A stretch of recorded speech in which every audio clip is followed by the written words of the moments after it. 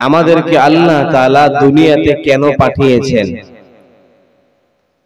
কি উদ্দেশ্য, এখান থেকে যদি আমরা আমলি জিন্দেগি তৈরি করে যেতে পারি তাহলে ইনশাআল্লাহ আমাদের পরবর্তী জীবন ব্যবস্থাটা সুন্দর হবে। কথা বলেন ঠিক কিনা? আসলে আমাদেরকে আল্লাহ কেন পাঠালেন, আমাদের পরবর্তী জীবন ব্যবস্থাটা কেমন হবে, আমরা যদি আমলি জিন্দেগি গঠন করে যেতে পারি তাহলে পরবর্তী জীবন ব্যবস্থাটা কেমন হবে জানার দরকার আছে না নাই? মুসলমান ভাইরা আমার, আল্লাহ রাব্বুল আলামিন পবিত্র কোরআনুল কারীমের 3 নম্বর সূরা সূরা আলী ইমরানের 185 নম্বর আয়াতে আমাদেরকে চমৎকার একটা মেসেজ দিলেন। আল্লাহ রাব্বুল আলামিন বললেন, কুল্লু নাফসিন যায়িকাতুল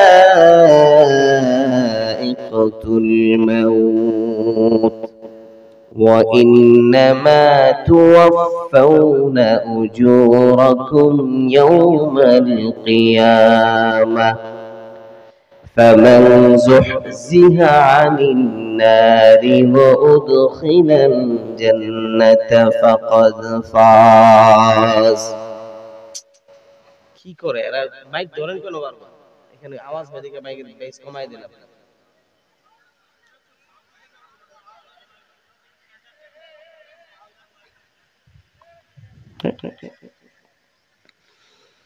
যে আলোচনা করুক, সর্বপ্রথম আপনাদেরকে একটা নসিহত করে যাই। আজকের পরে হয়তো আমার জায়গায় অন্য কেউ আসবে, যে আসুক না কেন, অন্তত প্যান্ডেল যেমন করেন মাইকটা ঠিক রাখবেন। শ্রোতারাও আলোচনা শুনে মজা পাবে, যিনি আলোচনা করবে তিনার কাছেও ভালো লাগবে। মুসলমান ভাইরা আমার, আল্লাহ রাব্বুল আলামিন পবিত্র কোরআনুল কারীমের মাধ্যমে আমাদেরকে চমৎকার একটা মেসেজ দিলেন। এজন্য আল্লাহ বললেন, কুল্লু নাফসিন যায়িকাতুল মাউত, তোমাদের প্রত্যেক প্রাণীকে মৃত্যুর স্বাদ গ্রহণ করতে হবে। এই আয়াতের মধ্যে আল্লাহ রাব্বুল আলামিন এত চমৎকার বালাগাতার ফাসাহাতপূর্ণ একটা আয়াত আল্লাহ আমাদের জন্য প্রেরণ করেছেন। প্রথমে আল্লাহ রাব্বুল আলামিন আমাদেরকে চলে যাওয়ার নির্দেশ দিলেন। এখানে থাকার জন্য আসো নাই, তোমাদেরকে আমি আল্লাহ একটা উদ্দেশ্য দিয়ে জমিনে প্রেরণ করেছি। উদ্দেশ্যটা কি? আল্লাহ রাব্বুল আলামিন বললেন, ওয়ামা খালাকতুল জিন্না ওয়াল ইনসা ইল্লা লিয়াবুদুন, আমি আল্লাহ তোমাদেরকে এবং জিন জাতিকে সৃষ্টি করেছি কেবলমাত্র শুধুমাত্র আমার ইবাদত করার জন্য। সুবহানাল্লাহ। আল্লাহ রাব্বুল আলামিন পবিত্র কোরআনুল কারীমের 67 নম্বর সূরা সূরা মুলকের 2 নম্বর আয়াতে আল্লাহ চমৎকার ভাবে জানিয়ে দিলেন, আল্লাযী খালাকাল মাউতা ওয়াল হায়াতা লিয়াবলুয়াকুম আইয়ুকুম আহসানু আমালা। আল্লাহ রাব্বুল আলামিন বললেন, الذي خلق الموت والحياة ليبلوكم أيكم أحسن عملا। বান্দা তোমাদেরকে আমি আল্লাহ একটা হায়াতে জিন্দেগি দিলাম, এর একমাত্র কারণ হলো লিয়াবলুয়াকুম, আমি আল্লাহ যেন তোমাদেরকে পরীক্ষা করতে পারি, আইয়ুকুম আহসানু আমালা, তোমাদের মধ্যে আমলের দিক থেকে কে উত্তম। আল্লাহ এমনি পাঠায় নাই, আল্লাহ এখানে আকসারু আমালা বলতে পারতেন। দুটো ইসমে তাফসীলের সিগা হয়, আল্লাহ কোয়ান্টিটি চান নাই, আল্লাহ বলছেন আমার কাছে একমাত্র পছন্দনীয় আমল হলো কোয়ালিটি সম্পূর্ণ আমল। বান্দা তুমি আমি আল্লাহ রাব্বুল আলামিনকে একটা সিজদা দিলা, সেই সিজদাটা যদি একগ্র চিত্তে আমি আল্লাহ রাব্বুল আলামিনকে দাও, এটার মধ্যে যদি কোনো শিরক, কোনো শিয়া না থাকে, কোনো প্রকার রিয়া যদি না থাকে, বান্দা তোমার জন্য আমি আল্লাহ রাব্বুল আলামিনকে একটা সিজদাই যথেষ্ট। আমার আপনার জীবনে যদি একটা মাত্র সিজদা কবুল হয়ে যায়, আমাদের জন্য যিনি জান্নাতের ব্যবস্থা করে দিবেন তিনি কে? এজন্য নামাজ পড়ার দরকার আছে না নাই? আল্লাহ রাব্বুল আলামিন পবিত্র কোরআনুল কারীমের অসংখ্য গণিত জায়গায় আকিমুস সালাহ ওয়া আতুজ যাকাত এই নির্দেশ দিয়েছেন, বান্দা নামাজ আদায় করো, নামাজ নামাজ নামাজ। বিশ্বনবী সাল্লাল্লাহু আলাইহি ওয়াসাল্লাম যখন বিদায় হজের ভাষণ দেন তখন তিনি বললেন, আকিমুস সালাহ ওয়া আতুজ যাকাত, বান্দা নামাজ আদায় করো, নামাজ আদায় করো, নামাজ আদায় করো। বিশ্বনবী সাল্লাল্লাহু আলাইহি ওয়াসাল্লাম যখন অন্তিম মুহূর্তে পৌঁছে যান, হযরত আলী রাদিয়াল্লাহু তাআলা আনহু তিনি এমন ভাবে বসা ছিলেন, তিনি বসা ছিলেন তার থেকে কোনোদিন দূরে যায় নাই।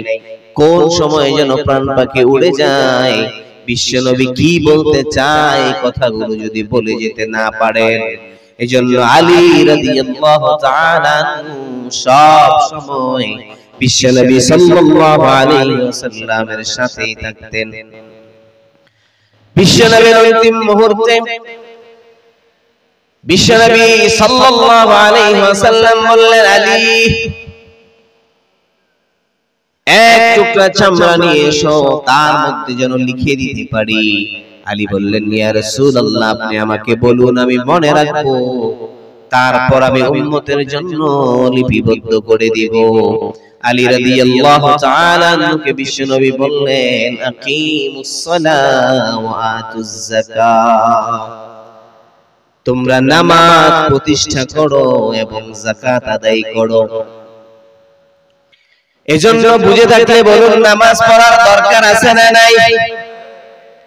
কিন্তু আফসোস আর পরিতাপের বিষয় হলো, আজকে আমাদের মসজিদগুলো লাইটিং ফাইটিং এ ভরে গেছে, মার্বেল পাথরে ভরে গেছে, কিন্তু মুসল্লির সংখ্যা কম না বেশি?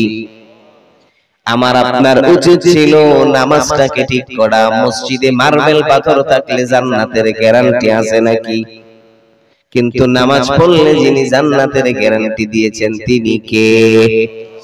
এজন্য মুসলমান ভাইরা আমার, আল্লাহ রাব্বুল আলামিন বললেন, কুল্লু নাফসিন যায়িকাতুল মাউত ওয়া ইন্নামা তুওয়াফাউনা উজুরাকুম ইয়াওমাল কিয়ামাহ, তোমাদের জন্য এমন একটা দিন আমি আল্লাহ নির্ধারণ করে রেখেছি, যেই দিন তোমাদের আমল নামাগুলো তোমাদের হাতে দেয়া হবে। আমি আমার আলোচনায় যেখান থেকে শুরু করব এখানে ইনশাআল্লাহ শেষ করব, কিন্তু মনোযোগ দিয়ে শুনতে হবে। মাঝখানে অন্যদিকে কথা যাবে কথার প্রেক্ষিতে, কিন্তু যে বিষয়টা আলোচনা করার চেষ্টা করব ওই বিষয় সম্পর্কেই বলবো, অর্থাৎ পরকালীন জীবন ব্যবস্থাটা আমাদের কেমন হবে। আল্লাহ রাব্বুল আলামিন বললেন, ওয়া ইন্নামা তুওয়াফাউনা উজুরাকুম ইয়াওমাল কিয়ামাহ, বান্দা তোমাদেরকে আমি আল্লাহ একদিন তোমাদের আমলের প্রতিদানগুলো তোমাদের হাতে দিব। ফামান যুহজিহা আনিন নার ওয়া উদখিলাল জান্নাতা ফাকাদ ফাস, কিন্তু জেনে রেখো তোমাদের মধ্য থেকে যাদেরকে আমি আল্লাহ জাহান্নাম থেকে দূরে রাখবো, ওয়াদখিলাল জান্নাত, এবং যাদেরকে আমি আল্লাহ জান্নাতে প্রবেশ করিয়ে দিব, ফাকাদ ফাস, তারাই হলো কেবলমাত্র শুধুমাত্র সফলকাম।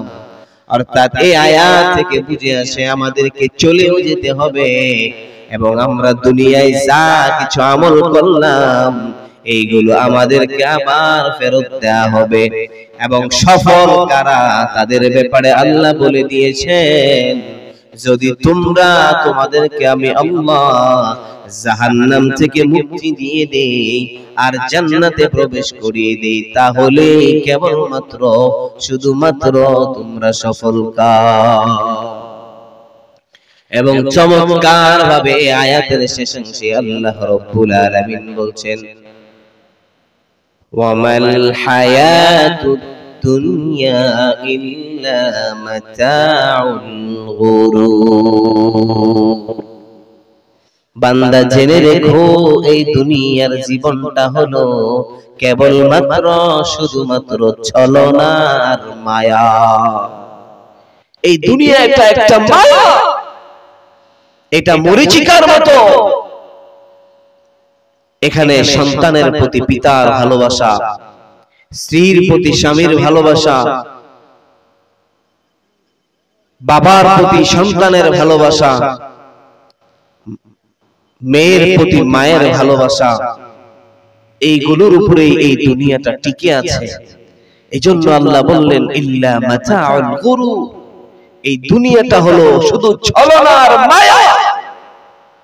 তুমি চক্ষু বন্ধ হতে দেরি হবে, তুমি ৫,০০০ কোটি টাকা দিয়েও যদি একটা অট্টালিকা প্রাসাদ তৈরি করে থাকো, তোমার চক্ষুটা বন্ধ হতে দেরি হবে। তোমার এই আদরের সন্তান সে তোমাকে ১ ঘন্টাও তোমার এই প্রাসাদের মধ্যে রাখতে রাজি হবে না, হবে না, হবে না। কথা বলেন ঠিক কিনা?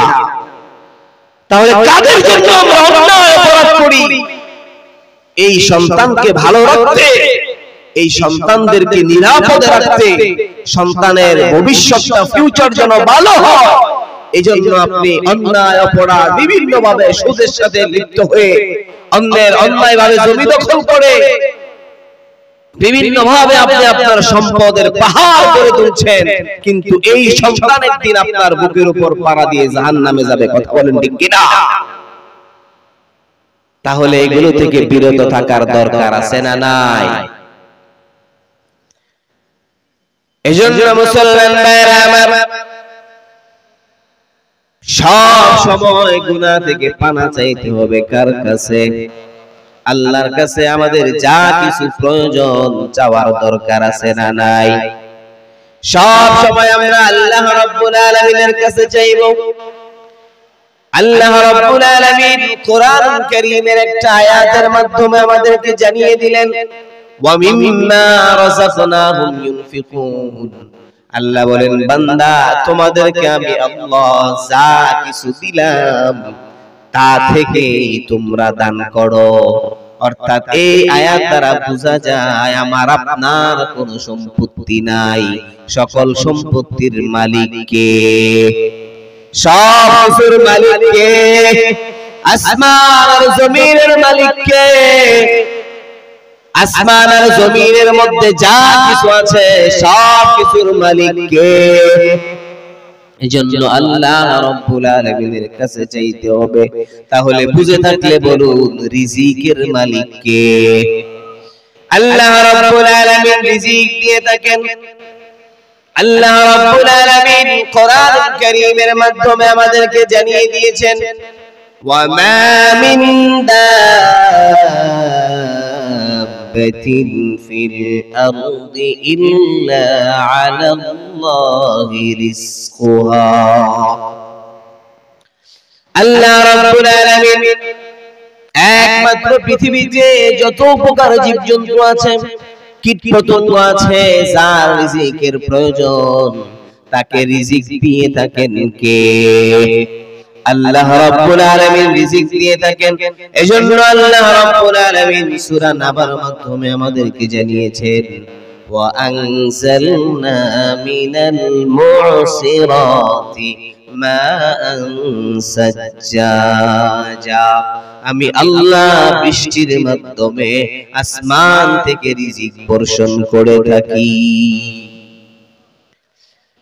হযরত আবু মুসা আশআরী রাদিয়াল্লাহু তাআলা আনহু তিনি একদল কাফেলা নিয়ে মদিনায় আগমন করলেন। ইয়ামেন থেকে মদিনায় আসার পথে তাদের কাছে যে সমস্ত পাথেয় ছিল, যে সমস্ত অবলম্বনগুলো ছিল সবকিছু শেষ হয়ে যায়। মুসলমান ভাইরা আমার কথাগুলো মনোযোগ দিয়ে শুনতে হবে। আবু মুসা আশআরী রাদিয়াল্লাহু তাআলা আনহু মদিনায় আগমন করলেন, এসে দেখলেন তাদের কাছে যা কিছু ছিল সব কিছু শেষ হয়ে গেছে। তখন তিনি চিন্তা করলেন, তাহলে বিশ্বনবী মুহাম্মদুর রাসূলুল্লাহ সাল্লাল্লাহু আলাইহি ওয়াসাল্লামের কাছে রিজিকের তাগাজা পেশ করা হোক। আবু মুসা আশআরী রাদিয়াল্লাহু তাআলা আনহু বিশ্বনবী মুহাম্মদুর রাসূলুল্লাহ সাল্লাল্লাহু আলাইহি ওয়াসাল্লামের কাছে আগমন করলেন। যখন তিনি আগমন করলেন তখন তিনি দেখলেন বিশ্বনবী সাল্লাল্লাহু আলাইহি ওয়াসাল্লাম কুরআনুল কারীম তিলাওয়াত করছেন। আবু মুসা আশআরী রাদিয়াল্লাহু তাআলা আনহু বিশ্বনবীর দরবারের সামনে গিয়ে দাঁড়ালেন। তখন তিনি দেখলেন তার কামরার ভেতর থেকে সুমধুর কণ্ঠে কোরআনের আয়াত ভেসে আসছে। বিশ্বনবী তিলাওয়াত করছেন, ওয়া মা মিন দাব্বাতিন ফিল আরদি ইল্লা আলাল্লাহি রিজকুহা। আবু মুসা আশআরী রাদিয়াল্লাহু তাআলা আনহু তার আর বুঝতে বাকি হলো না। তিনি বুঝলেন আসমান আর জমিনের মধ্যে যত প্রকার প্রাণী আছে সকল প্রাণীর রিজিকের দায়িত্ব যেহেতু আমি আল্লাহ রাব্বুল আলামিন নিজে নিয়ে নিয়েছি, তাহলে আমরা আশআরী গোত্রের লোকজন এতটা নিকৃষ্ট নই, কুকুর বিলালের চাইতেও আরো একটু ভালো। অর্থাৎ আমাদের রিজিকের ব্যবস্থা হবে। তিনি আর বিশ্বনবী মুহাম্মদুর রাসূলুল্লাহ সাল্লাল্লাহু আলাইহি ওয়াসাল্লামকে তাদের তাগাজার কথা বললেন না। তিনি ফিরে গেলেন কাফেলার নিকট গিয়ে বললেন, তোমাদের জন্য খাবারের ব্যবস্থা হবে। সকলে বুঝেছে বিশ্বনবী খাবার পাঠাবেন, কিন্তু তিনি বিশ্বনবীর কাছে তাগাজা পেশ করেন নাই। কিছুক্ষণ সময় অপেক্ষা করলেন। কোথা থেকে যেন দুজন আগন্তক দুই খাঞ্চা ভর্তি, এক খাঞ্চা গোশত আর এক খাঞ্চা ভর্তি রুটি নিয়ে তাদের কাছে হাজির হয়েছেন। তারা সকলেই তৃপ্তি সহকারে পান করলেন, উদর পূর্ণ করলেন।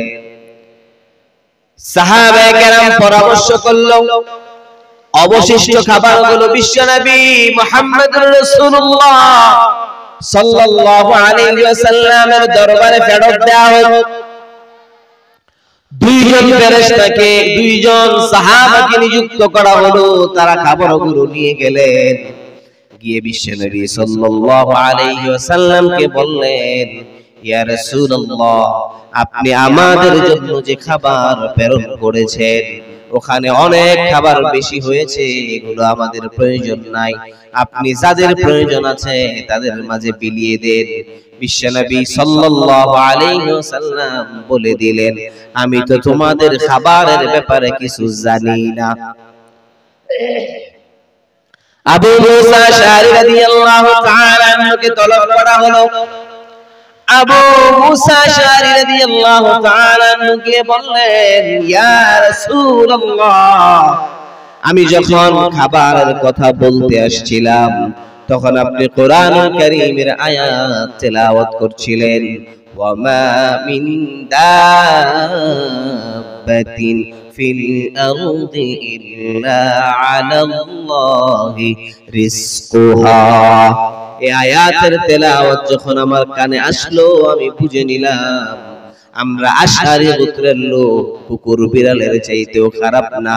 আল্লাহ যেহেতু কুকুর বিড়ালকেও খাওয়ান, আমাদেরকেও খাওয়াবেন। এই কথার উপর বিশ্বাস করে আমরা আল্লাহ রাব্বুল আলামিনের উপর ইয়াকিন করেছি। আল্লাহ আসমান থেকে গায়বী খাজানা থেকে আমাদের জন্য খাবার প্রেরণ করেছেন। সুবহানাল্লাহ। তাহলে বুঝে থাকলে বলুন, রিজিকের মালিক কে?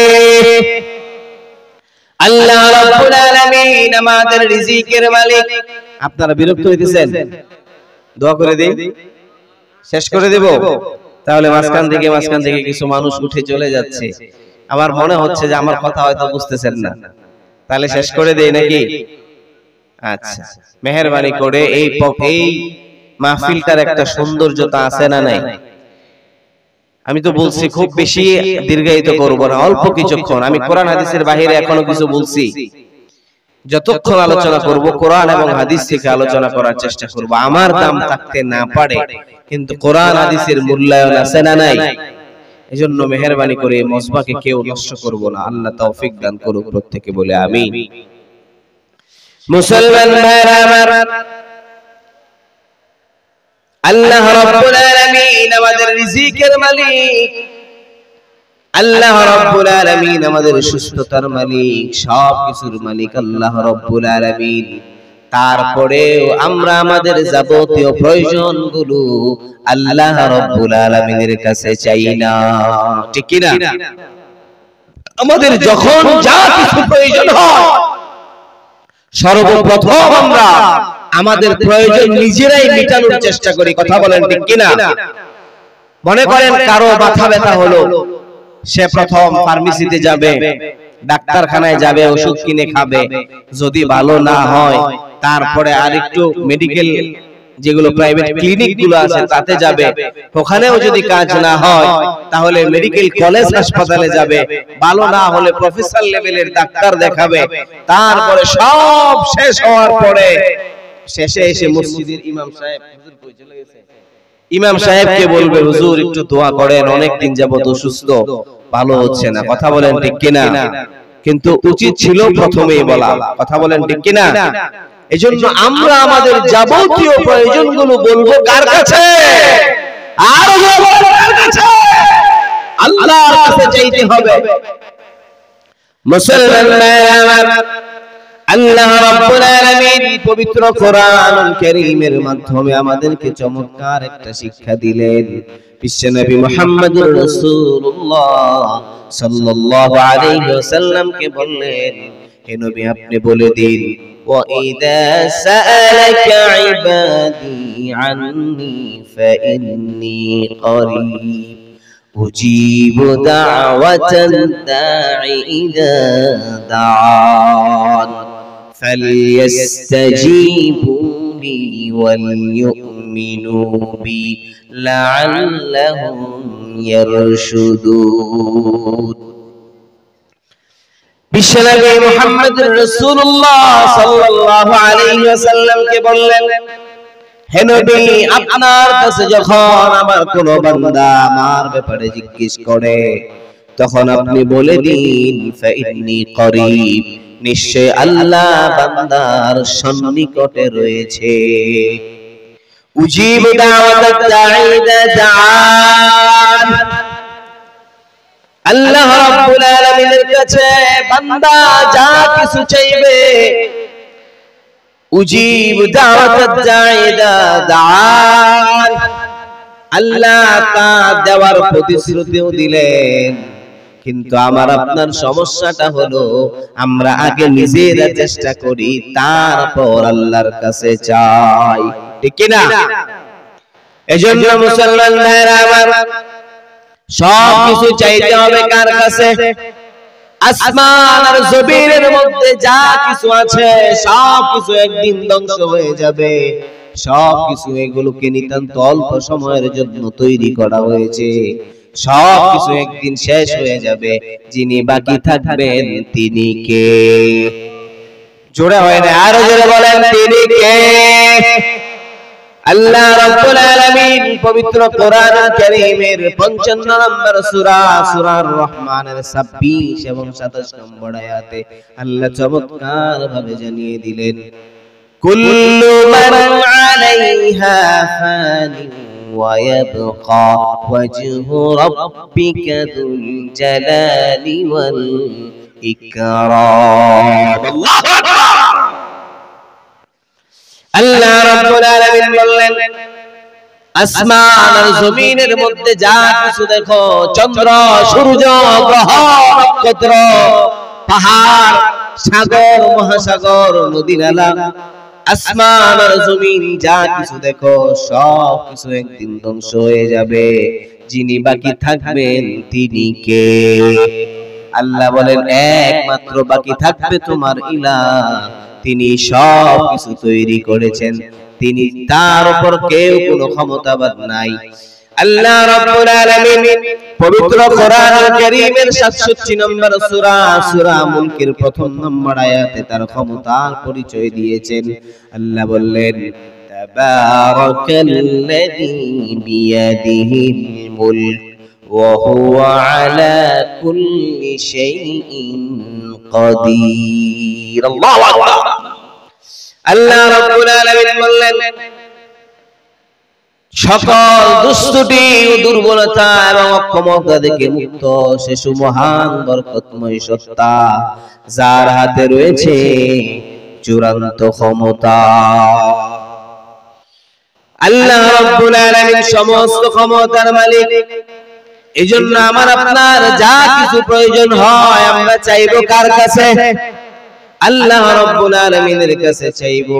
বিশ্বনবী মুহাম্মদুর রাসূলুল্লাহ সাল্লাল্লাহু আলাইহি ওয়াসাল্লাম আমাদেরকে হাদিসের মাধ্যমে চমৎকার ভাবে জানিয়ে দিলেন, ইন্না রাব্বাকুম হাইয়ুন কারীমুন ইস্তাহয়ী মিন আবদিহি ইযা রাফা ইয়াদাইহি আইয়ারুদ্দাহুমা সিফরান। আল্লাহ রাব্বুল আলামিনের কোন বান্দা যখন তার কাছে কোনো কিছু চায়, তাই হাত তুলতে দেরি হয়, আল্লাহ তার দোয়া কবুল করতে দেরি করেন না। সুবহানাল্লাহ। আল্লাহ রাব্বুল আলামিন বান্দাকে দোয়া করার নির্দেশ দিয়েছেন, আবার দোয়া কবুলের প্রতিশ্রুতিও দিয়েছেন। এইজন্য বিশ্বনবী মুহাম্মদুর রাসূলুল্লাহ সাল্লাল্লাহু আলাইহি ওয়াসাল্লাম বলেন, ইন্না রাব্বাকুম হাইয়ুন কারীমুন ইস্তাহয়ী মিন আবদিহি ইযা রাফা ইয়াদাইহি আইয়ারুদ্দাহুমা সিফরান। বান্দা যখন আল্লাহ রাব্বুল আলামিনের কাছে হাত তুলে চায়, বান্দা চাইতে দেরি হয়, আল্লাহ দিতে দেরি করেন না। শুধু এতটুকুই নয়, বান্দা চাইলে, বান্দা যখন আল্লাহ রাব্বুল আলামিনের কাছে হাত তুলে, বান্দা হাতকে আল্লাহ তাআলা খালি হাতে ফেরাতে লজ্জা বোধ করে। কিন্তু আমরা চাইতে পারি না। আমরা আমাদের সময়গুলোকে কোনো না কোনো ভাবে পার করে দিচ্ছি। আমরা আমাদের সময়গুলোকে কোনো না কোনো ভাবে নষ্ট করে দিচ্ছি। আমরা আমাদের সময়গুলোকে কোনো না কোনো ভাবে কাটিয়ে দিচ্ছি। কিন্তু মুসলমান ভাইরা আমার, আমাদের এই জিনিসটা জানা দরকার। পৃথিবীর দুইটা জিনিস কারো জন্য অপেক্ষা করে না। একটা হলো নদীর স্রোত, আর একটা হলো ঘড়ির কাঁটা। আমার আপনার হায়াতের একটা নির্দিষ্ট সময় আল্লাহ তাআলা দিয়েছেন। এই নির্দিষ্ট সময়ে আমাকে আপনাকে জান্নাত কামাই করতে হবে। এজন্য বিশ্বনবী সাল্লাল্লাহু আলাইহি ওয়াসাল্লাম আমাদেরকে জানিয়ে দিয়েছেন, আদ-দুনিয়া মাযরাতুল আখিরাহ। দুনিয়া হলো আখিরাতের ক্ষেত। এখানে আপনাকে আখিরাত কামাই করতে হবে। এজন্য আল্লাহ রাব্বুল আলামিন কোরআনুল কারীমে আমাদেরকে জানিয়েছেন, মান কানা ইউরিদু হারসাল আখিরাহ নাজিদ লাহু ফি হারসি ওয়া মান কানা ইউরিদু হারসাদ দুনিয়া নুতিহি মিনহা। আমি আল্লাহ যারা আমার কাছে আখিরাতের ফসল কামনা করে, আমি আল্লাহ তাকে আখিরাত তো দিবই, সাথে সাথে দুনিয়াও দিব। সুবহানাল্লাহ। আর যারা আমি আল্লাহর কাছে দুনিয়ার ফসল কামনা করে, আল্লাহ বলেন নুতিহি মিনহা, আমি তাকে দুনিয়ার অল্প দিব। পৃথিবীর শ্রেষ্ঠতম ধনী এলান মাস্ক, আচ্ছা বলেন তো ওই ব্যক্তি কি তার সম্পত্তি এখন আর যেন বৃদ্ধি না হয় এইটার জন্য তার ব্যবসা বাণিজ্য সবকিছু বন্ধ রাখছে? বলেন বন্ধ রাখছে? কিছুই সে বন্ধ রাখে নাই। সে পৃথিবীর শ্রেষ্ঠ ধনী হওয়ার পরেও এখনো তার সম্পত্তির লোভ কমছে, কমে নাই। কেন? এই যে আল্লাহ বলেন নুতিহি মিনহা। ঠিক আমার আপনারও, আমরাও যদি পৃথিবীর শ্রেষ্ঠ ধনী হয়ে যাই, তারপরেও আমাদের সম্পত্তির লোভ কমবে না। মনে হবে আরো চাই, আরো চাই, আরো সম্পত্তি বানিয়ে রেখে যাই। কিন্তু এই সম্পত্তি কি আমরা কেউ নিয়ে যেতে পারবো? কথা বলেন, কেউ নিয়ে যেতে পারবো? কেউ আমরা এই সম্পত্তি নিয়ে যেতে পারবো না। এখানে আল্লাহ তাআলা আমাদেরকে সম্পত্তি করার জন্য দুনিয়াতে পাঠায় নাই, আল্লাহ তাআলা দুনিয়াতে পাঠিয়েছেন আখিরাতকে সুন্দর করার জন্য। আমি আপনি যদি আমাদের আখিরাতকে সুন্দর করতে পারি, ইনশাআল্লাহ আমরা আশা করতে পারি আমাদের পরবর্তী জীবন ব্যবস্থায় কোনো প্রকার ভয় থাকবে না। কথা বলেন ঠিক কিনা? এজন্য পরবর্তী জীবনটাকে সুন্দর করার দরকার আছে না নাই? পরবর্তী জীবনটাকে সুন্দর করে গড়ে তুলতে হবে। আমি আপনাদের এই জলসায় আস্তে আস্তে মাহফিল কমিটির লোকজনদেরকে বলতেছিলাম, আপনাদের এই মাহফিলকে উদ্দেশ্য হতে হবে এখান থেকে যেন একটা মানুষ অন্তত হেদায়েত প্রাপ্ত হয়ে যায়, একটা মানুষ যেন অন্তত নিজেকে পরিবর্তন করতে পারে, একটা মানুষ যেন নিজের পরবর্তী জীবন ব্যবস্থাকে গড়তে পারে। এমনটি যদি হয় তাহলে ইনশাআল্লাহ আমরা আশা করতে পারি আমাদের আজকের এই মাহফিল সফল। কথা বলেন ঠিক কিনা?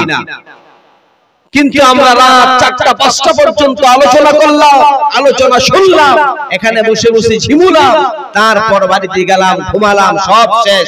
এই মাহফিলের উদ্দেশ্য কি আসলে এটা?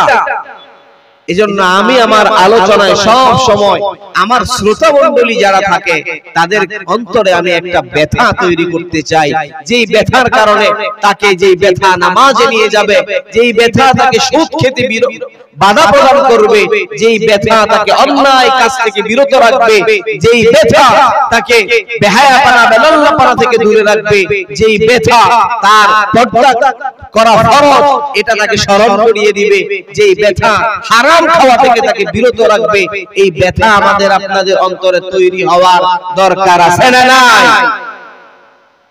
আমরা একজন যদি এখান থেকে নিজেদেরকে পরিবর্তন করতে পারি, আল্লাহ তাআলা ওই একজনের ওসিলায় আমাদের সকলকে ক্ষমা করে দিতে পারেন কি পারেন না? এজন্য আমাদের উদ্দেশ্য হবে ভালো। বিশ্বনবী সাল্লাল্লাহু আলাইহি ওয়াসাল্লাম, আমরা প্রত্যেকই হাদিস জানি, ইন্নামাল আ'মালু বিন্নিয়াত, আমলের প্রতিদান নিয়তের উপর নির্ভরশীল। এজন্য আমরা যখন জলসা করব, জলসা কমিটির প্রত্যেকে আমরা আগে প্রতিজ্ঞাবদ্ধ হব, মনে মনে সংকল্প করব যে এখান থেকে যেন আমাদের হেদায়েতের ওসিলা হয়। করতে পারবো তো ইনশাআল্লাহ? মুসলমান ভাইরা আমার, বিশ্বনবী মুহাম্মদুর রাসূলুল্লাহ সাল্লাল্লাহু আলাইহি ওয়াসাল্লামের একজন প্রসিদ্ধ সাহাবী ছিল হযরত উসমান রাদিয়াল্লাহু তাআলা আনহু। ইযা ওয়াকাফা আলা কবরিন বাকা হাত্তা ইয়াবুল্লা লিহিয়াতাহু ফাকিলা লাহু তুযকারুল জান্নাতু ওয়ান নার। তিরমিজি শরীফের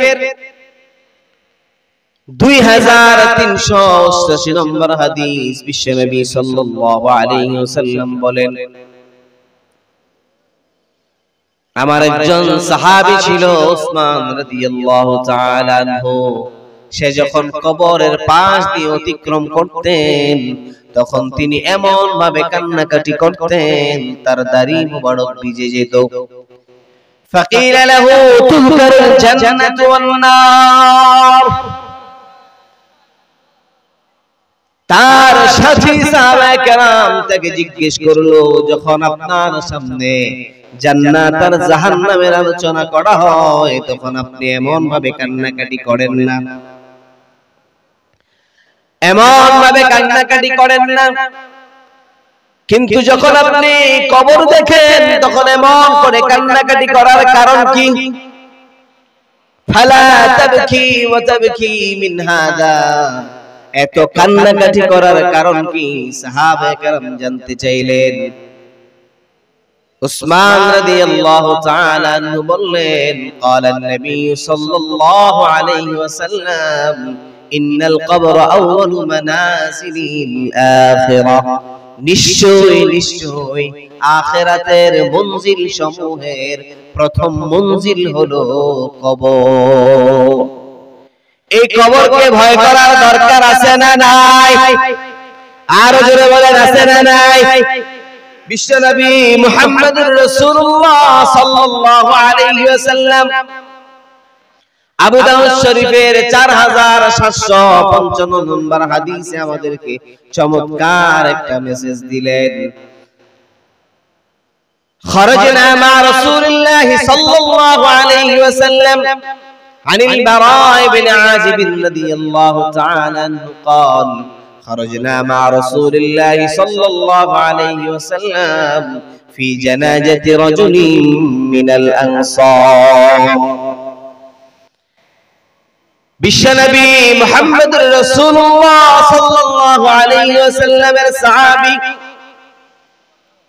বারা ইবনে আজিব রাদিয়াল্লাহু তাআলা আনহু থেকে বর্ণিত আছেন তিনি বলেন বিশ্বনবী সাল্লাল্লাহু আলাইহি ওয়াসাল্লামের সাথে আমরা একবার কোন এক জানাজায় উপস্থিত হলাম জানাজায় উপস্থিত হওয়ার পরে বিশ্বনবী মুহাম্মদুর রাসূলুল্লাহ সাল্লাল্লাহু আলাইহি ওয়াসাল্লাম দেখলেন এখনো পর্যন্ত কবর প্রস্তুত হয়নি বিশ্বনবী সাল্লাল্লাহু আলাইহি ওয়াসাল্লাম কবরের পাশে গিয়ে বসলেন ওয়া ফি ইয়াদিহি উদুন ইয়ানকুতু বিহি ফিল আরদ তার হাতে এক টুকরো কাঠ ছিল কাঠ সেই কাঠ দিয়ে তিনি জমিনে এমন ভাবে আঘাত করলেন ফারাফা রাসাহু অতঃপর তার মাথা মুবারক আসমানের দিকে উত্তোলন করলেন মাথাটা আকাশের দিকে উঠানোর পরে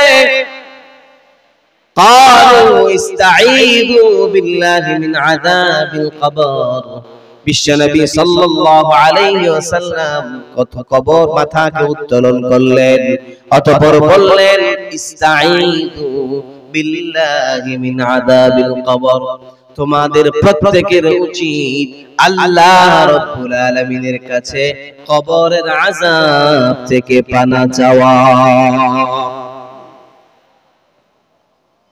কবরের আযাব থেকে পানাহ চাইতে হবে মুসলমান ভাইরা আমার এই হাদিসের মধ্যাংশে জারীর রাদিয়াল্লাহু তাআলা আনহু আরো একটু বাড়িয়ে বলেছেন তিনি বলেছেন যখন কোন মাইয়িতকে কবরস্থ করা হয় মানুষকে কবরে রাখার পরে দুইজন ফেরেশতা আল্লাহ রাব্বুল আলামিন কবরে নিযুক্ত করে দেন ফাকিলা লাহু তারা ওই ব্যক্তিকে জিজ্ঞেস করে আমার রব্বুক তোমার রব কে মনে রাখতে হবে প্রত্যেকটা মানুষের দুইটা মাত্র দিক হবে কবরের মধ্যে একটা হয় সে নেককার হবে নয় সে বদকার হবে যে ব্যক্তি নেককার হবে সে উত্তর দিবে রব্বি আল্লাহ আমার রব আল্লাহ ফাকিলা লাহু তাকে আবার পুনরায় জিজ্ঞেস করা হবে ওয়ামা দীনুক তোমার দ্বীন কি সে উত্তর দিবে দীনিয়াল ইসলাম আমার দ্বীন হলো ইসলাম অতঃপর তাকে আবার জিজ্ঞেস করা হবে মা হাযার রাজুল আল্লাযী বুইথা ফীকুম এই ব্যক্তিকে যাকে তোমাদের কাছে প্রেরণ করা হয়েছিল ওই ব্যক্তি উত্তর দিবে হুয়া রাসূলুল্লাহ সাল্লাল্লাহু আলাইহি ওয়াসাল্লাম ফেরেশতারা তাকে আবার জিজ্ঞেস করবে মা ইদরিকা তুমি এগুলো কেমন করে জানলে ফেরেশতাদের উত্তরে ওই ব্যক্তি বলবে করাতু কিতাবাল্লাহ ফাআমানতু বিহি আমরা এই কি আল্লাহ রাব্বুল আলামিনের কিতাব কোরআনুল কারীমের তেলাওয়াত করতাম শুধু এতটুকুই নয় এটার উপর আমরা ঈমান এনেছিলাম ফায়ুনাদি মুনাদি মিনাস সামা আসমান থেকে একজন ঘোষণা করবে আকাদ সাদাকা আবদি নিশ্চয় আমার বান্দা সত্য বলছে ফাফরিশুহু মিনাল জান্নাহ ওয়ালবিসুহু মিনাল জান্নাহ ওয়াফতাহু লাহু বাবান ইলাল জান্নাহ আল্লাহ রাব্বুল আলামিন আসমান থেকে ঘোষণা করবে নিশ্চয় নিশ্চয় আমার বান্দা সত্য বলছে ফাফরিশু মিনাল জান্নাহ তার জন্য জান্নাতের বিছানা বিছিয়ে দেয়া হোক ওয়ালবিসুহু মিনাল জান্নাহ, তার জন্য তার কবরে জান্নাতের পোশাক পরিয়ে দেয়া হোক। ওয়াফতাহু লাহু বাবান ইলাল জান্নাহ, তার জন্য তার কবরে জান্নাত থেকে একটি দরজা খুলে দেয়া হোক। সুবহানাল্লাহ। তার জন্য তার কবরে জান্নাত থেকে একটি দরজা খুলে দেয়া হবে। অতঃপর ওই ব্যক্তির জন্য কবরটাকে এত পরিমাণ প্রশস্ত করে দেয়া হবে, এত পরিমাণ প্রশস্ত করে দেয়া হবে, ওই মাইয়িতের চোখের দৃষ্টি যে পর্যন্ত যাবে আল্লাহ তার কবরকে ওই পরিমাণ প্রশস্ত করে দিবেন। সুবহানাল্লাহ। এই হলো নেককার ব্যক্তির অবস্থা। আর যে ব্যক্তি বদকার হবে ওই ব্যক্তির ব্যাপারে বিশ্বনবী মুহাম্মদুর রাসূলুল্লাহ সাল্লাল্লাহু আলাইহি ওয়াসাল্লাম চমৎকার আমাদেরকে সতর্ক করেছেন। ফাকিরা লাহু, তাকেও দুইজন ফেরেশতা এসে বসাবে। বসানোর পরে তাকেও জিজ্ঞেস করবে মার রাব্বুক ওয়া দীনুক ওয়া মান নাবিয়ুক মা হাযার রাজুল আল্লাযী বুইতা ফীকুম। তাকেও যখন জিজ্ঞেস করবে ওই ব্যক্তি উত্তর দিবে হা হা হা লা আদরি। তিনটা প্রশ্নের একই রকম উত্তর দিবে,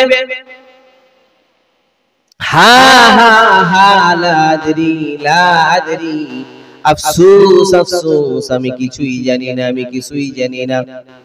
ওই ব্যক্তি আফসোস করতে থাকবে আমি কিছুই জানি না। আল্লাহ রাব্বুল আলামিন ফায়ুনাদি মুনাদি মিনাস সামা, আসমান থেকে ঘোষণা করবেন। আল্লাহ রাব্বুল আলামিন বলেন আসমান থেকে একজন ঘোষণা করবেন কাযাবা। আগে কিন্তু কথাগুলো বুঝে থাকলে বলবেন আমাদের সন্তানরা যখন কোনো খারাপ কাজ করে তখন পিতামাতা অনেক সময় তাকে সন্তান বলে স্বীকৃতি দিতে অস্বীকৃতি জানায়। কথা বলেন, হয় না? আমাদের এরকম অনেক সময় সন্তান একটা বিশাল অপরাধ করেছে যেটার কারণে আপনার ইজ্জতে লাগে, মান সম্মান ক্ষয়ে যায়। এমনটি হলে আমরা অনেক সময় বলি তুমি আমার সন্তান না, তুমি আমার ছেলে না, তুমি আমার মেয়ে না, তোমার দ্বারা এমন অপরাধ হয়েছে তুমি আমার ছেলে হতে পারো না। এরকম বলি কি বলি না? এরকম কি বলি? ঠিক তেমনি ভাবে আল্লাহ তাআলা আবার দেখবেন যখন আপনার ছেলে মেয়ে কোনো একটা ভালো কাজ করেছে, সফলতা অর্জন করেছে, সে যদি মেডিকেলে চান্স পায়, ইউনিভার্সিটিতে চান্স পায়, বা কি বলে আইপিএস অফিসার হয়, তাহলে আমরা প্রাউডলি এলাকায় সবার কাছে বলে বেড়াই আমার ছেলে অমুক হয়েছে তমুক হয়েছে। বলি কি বলি না? ঠিক তদ্রূপ আল্লাহ রাব্বুল আলামিন তার বান্দা যখন সকল প্রশ্নের উত্তরগুলো সঠিকভাবে দিবে তখন আল্লাহ রাব্বুল আলামিন তার এই বান্দাকে এত চমৎকার ভাবে সম্বোধন করবে, সে আল্লাহ মুহাব্বতের সাথে বলবে আকাদ সাদাকা আবদি, নিশ্চয় আমার বান্দা সত্য বলছে। আর এই লোক যখন তার বান্দা যখন কোন প্রশ্নের সঠিক উত্তর দিতে পারবে না তখন আল্লাহ বলবে আনকাযাবা, নিশ্চয়ই সে মিথ্যা বলছে।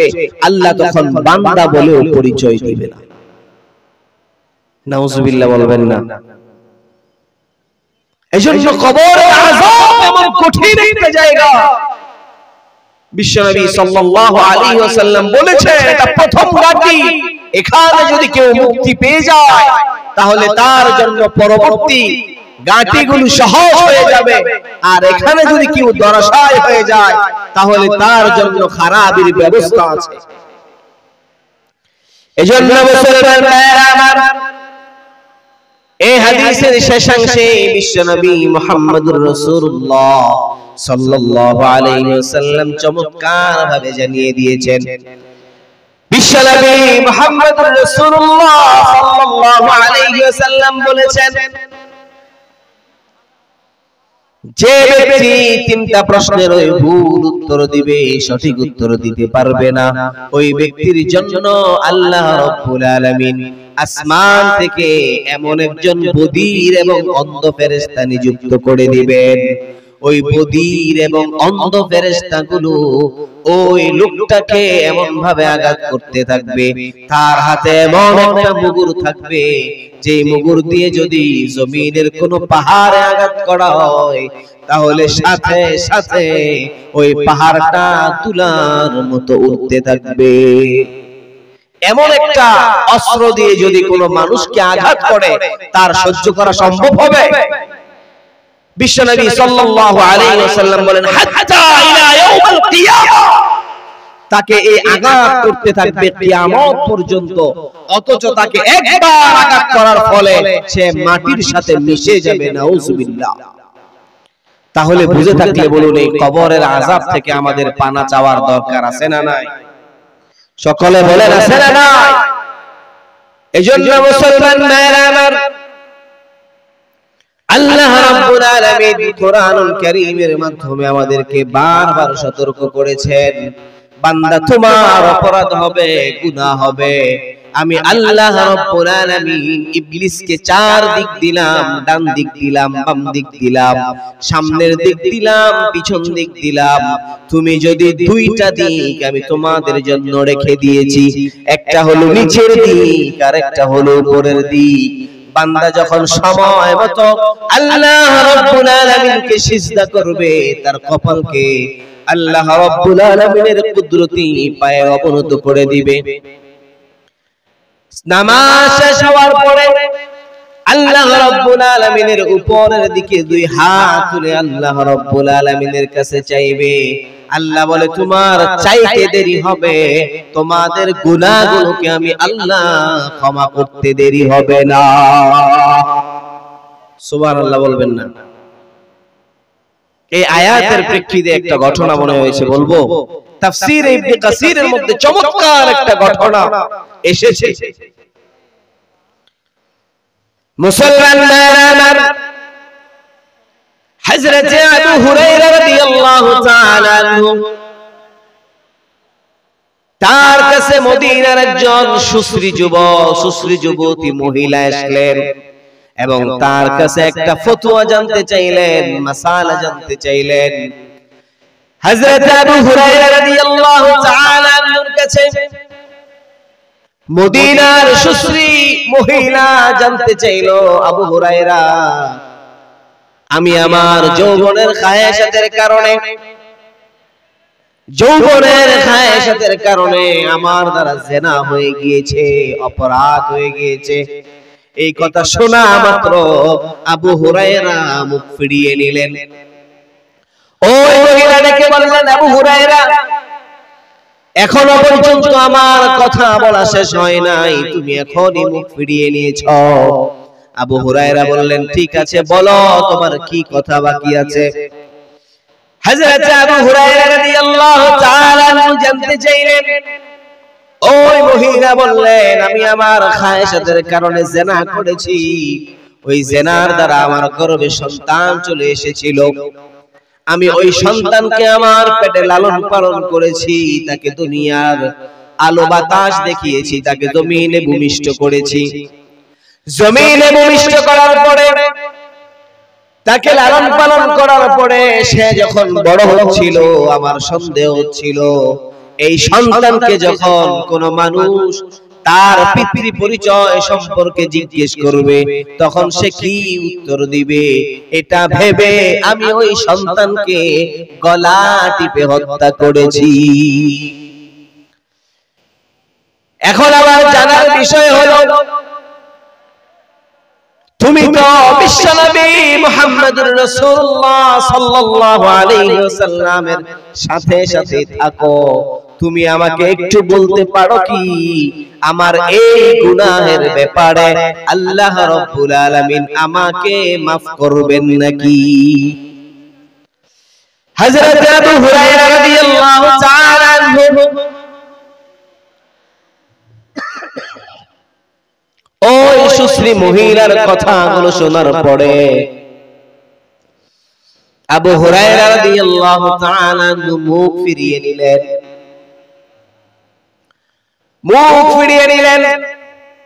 অতঃপর ওই মহিলাকে বলে দিলেন, এই গুনাহের কোনো ক্ষমা নাই, ওই গুনাহের কোনো ক্ষমা নাই। এই কথা শুনে ওই মহিলা তার বুকের মধ্যে জোরে জোরে আঘাত করতে করতে ঘর থেকে বের হয়ে গেলেন।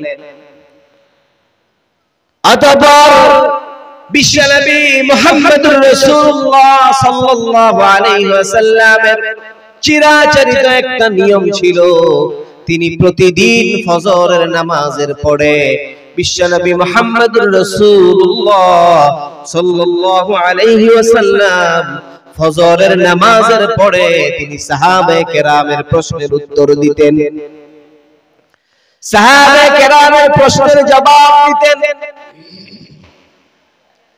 হযরতে আবু হুরায়রা রাদিয়াল্লাহু তাআলা বললেন, ইয়া রাসূলুল্লাহ, গত রাতে আমার কাছে একজন সুশ্রী মহিলার আগমন ঘটেছিল।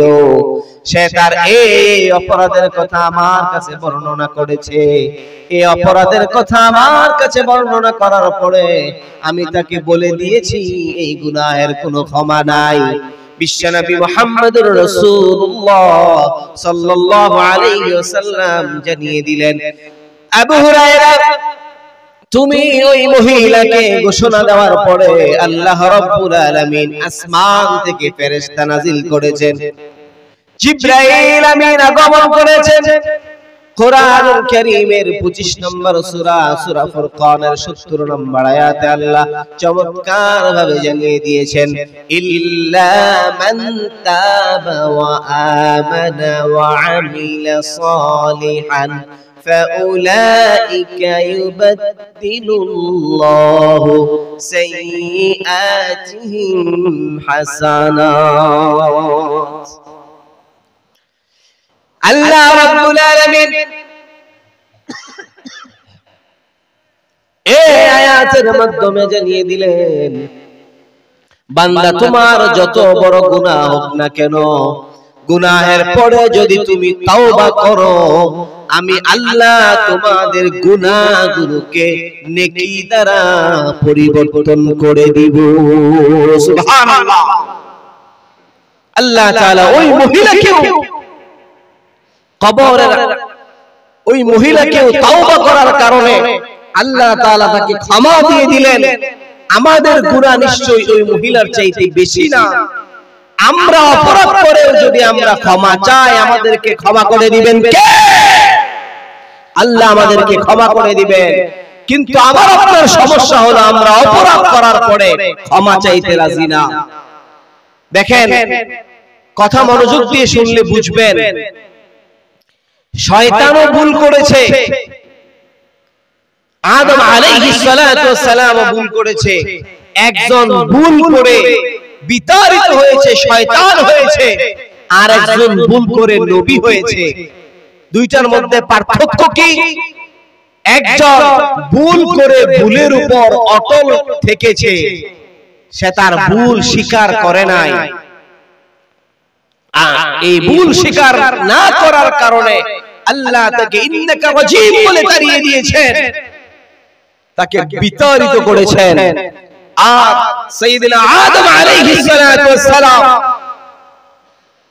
আদম আলাইহিস সালাতু ওয়াস সালাম ভুল করার পরে তিনি যখন ভুল স্বীকার করলেন, অনুতপ্ত হলেন, আল্লাহ সাথে সাথে আয়াত নাযিল করে তাকে শিক্ষা দিলেন, তুমি বলো রব্বানা যালামনা আনফুসানা ওয়া ইল্লাম তাগফির লানা ওয়া তারহামনা লানাকুনান্না মিনাল খাসিরিন। হে আল্লাহ, আমি আমার নফসের উপর জুলুম করেছি, ওয়া তারহামনা ওয়া ইল্লাম তাগফির লানা, আপনি যদি আমাকে ক্ষমা না করেন, ওয়া তারহামনা, আমার উপর রহমত না করেন, লানাকুনান্না মিনাল খাসিরিন, নিশ্চয় নিশ্চয় আমি ক্ষতিগ্রস্তদের অন্তর্ভুক্ত হব। আল্লাহ তাইলে একজনে ভুল করার পরে তাকে শিক্ষা দিলেন কেমন করে ক্ষমা চাইতে হবে, আর একজন ভুল করার পরে তাকে জান্নাত থেকে তাড়িয়ে দিলেন। তাহলে বুঝে থাকলে বলুন, গুনাহ করার পরে গুনার মধ্যে অটল থাকা যাবে? গুনাহ হয়েছে, আমার আপনার অন্যায় অপরাধ হয়েছে, আমরা যদি ক্ষমা চাই, ক্ষমা করে দিবেন কে? মুসলমান ভাইরা, নাজহাতুন নওয়াজির ফি আহওয়ালিল আকাবির নামক কিতাবের মধ্যে চমৎকার একটা ঘটনা এসেছে। হযরত মুসা আলাইহিস সালাতু ওয়াস সালামের জামানায়,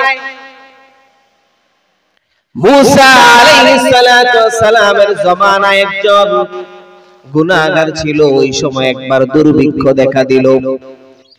ওই দুর্ভিক্ষের সময় সকল লোকজন মুসা আলাইহিস সালাতু ওয়াস সালামের কাছে গিয়ে বললেন, আপনি আমাদের জন্য দোয়া করুন, আল্লাহ যেন বৃষ্টি নাজিল করেন। মুসা আলাইহিস সালাতু ওয়াস সালাম ঘোষণা দিলেন, ঠিক আছে, পরের দিন অমুক ময়দানে তোমরা জড়ো হবা। সকল মানুষগুলো উপস্থিত হলেন।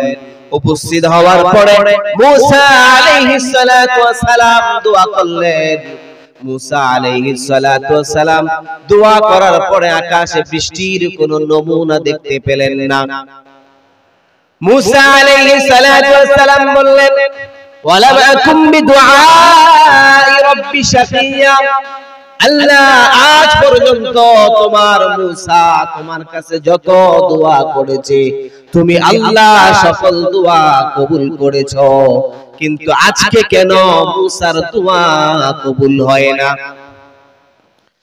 আল্লাহ রাব্বুল আলামিন আসমান থেকে ঘোষণা দিয়ে দিলেন, ওহী নাযিল করে মুসা আলাইহিস সালাতু ওয়াস সালামকে জানিয়ে দিলেন, মুসা তুমি তোমার এই ৭০,০০০ মানুষের মজমা এমন একজন লোক আছে যে কিনা ৪০ বছর পর্যন্ত কোনদিন একটা নেকের কাজ করে নাই, ৪০ বছর পর্যন্ত কোন একটা গুনার কাজ ছাড়েও নাই। ওই ব্যক্তিকে এই মজমা থেকে বের করে দাও, তাহলে তোমার দোয়া কবুল করা হবে। মুসা আলাইহিস সালাতু ওয়াস সালাম সকল জায়গায় ঘোষণা করে দিলেন, ৪০ বছর যাবত গুনাহ করছো, একবারের জন্য আল্লাহকে ডাকো নাই। ওই ব্যক্তি যদি এখান থেকে বের না হও তাহলে আল্লাহ বৃষ্টি দিবেন না। ওই ব্যক্তি চিন্তায় পড়ে গেলেন, ৪০ বছর পর্যন্ত গুনাহ করেছি, আল্লাহ আমাকে অপরচুনিটি দিয়েছেন, সুযোগ দিয়েছেন, কিন্তু এই মুহূর্তে যদি এখান থেকে চলে যাই তাহলে মানুষ জেনে যাবে ৪০ বছরের অপরাধী আমি। মানুষ যেন বুঝতে না পারে, সে ওই জায়গায় দাঁড়িয়ে আল্লাহ রাব্বুল আলামিনকে ডাক দিলেন, আল্লাহ ৪০ বছর গুনাহ করেছি, তুমি আমাকে একবারের জন্য অপমান করো নাই, একদিনের জন্য আমার খানা বন্ধ করো নাই, এক সেকেন্ডের জন্য আমার শ্বাস নিঃশ্বাস বন্ধ করো নাই। আল্লাহ আমি এত অপরাধ করেছি, তুমি আমাকে সব দিয়েছো, সুযোগ দিয়েছো, আজকে এই ৪০,০০০ মানুষের মজমায় যদি আমি বের হয়ে যাই মানুষগুলো চিনে ফেলবে, আমি সকলের সামনে অপরাধী সাব্যস্ত হব। আমি এই মুহূর্তেই তওবা করলাম, জীবনে যত অপরাধ করেছি অপরাধের স্বীকৃতি দিলাম, আর এই মুহূর্তেই তওবা করলাম। আস্তাগফিরুল্লাহ রাব্বি মিন কুল্লি যামবিন ওয়া আতুবু ইলাইহি লা হাওলা ওয়ালা কুওয়াতা ইল্লা বিল্লাহিল আলিয়্যিল আযীম। ওই ব্যক্তি তওবা করতে দেরি হলো, আসমান মেঘাচ্ছন্ন হতে দেরি হয় নাই। মুসা আলাইহিস সালাতু ওয়াস সালাম সিজদায় লুটিয়ে পড়লেন, আল্লাহ রাব্বুল আলামিনকে ডেকে বললেন, আল্লাহ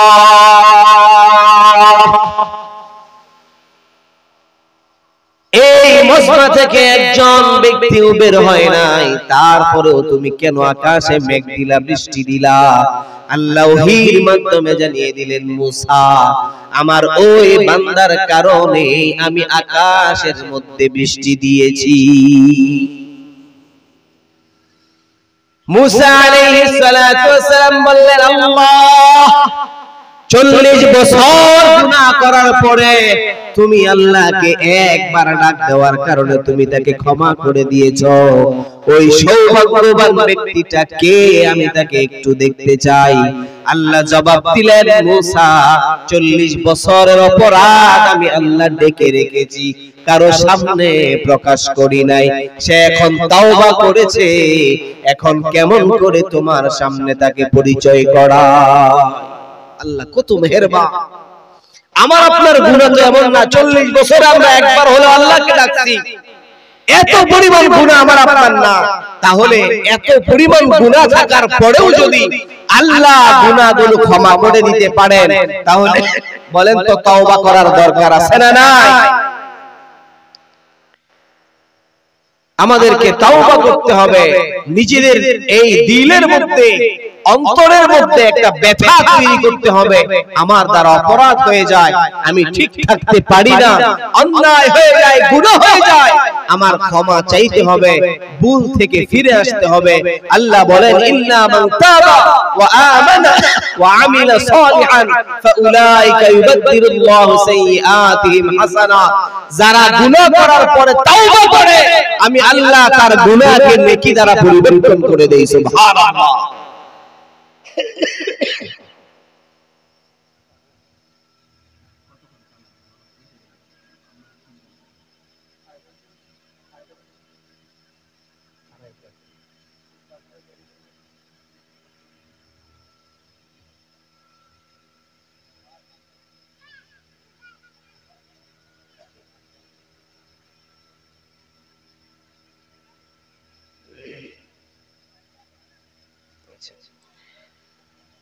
আচ্ছা, আমাদের মধ্যে অনেকের মধ্যে একটু একঘেয়েমি চলে আসছে, আমরা একটু জোরে তাকবীর দিব ইনশাআল্লাহ। নারায়ে তাকবীর, আল্লাহু আকবার, আল্লাহু আকবার।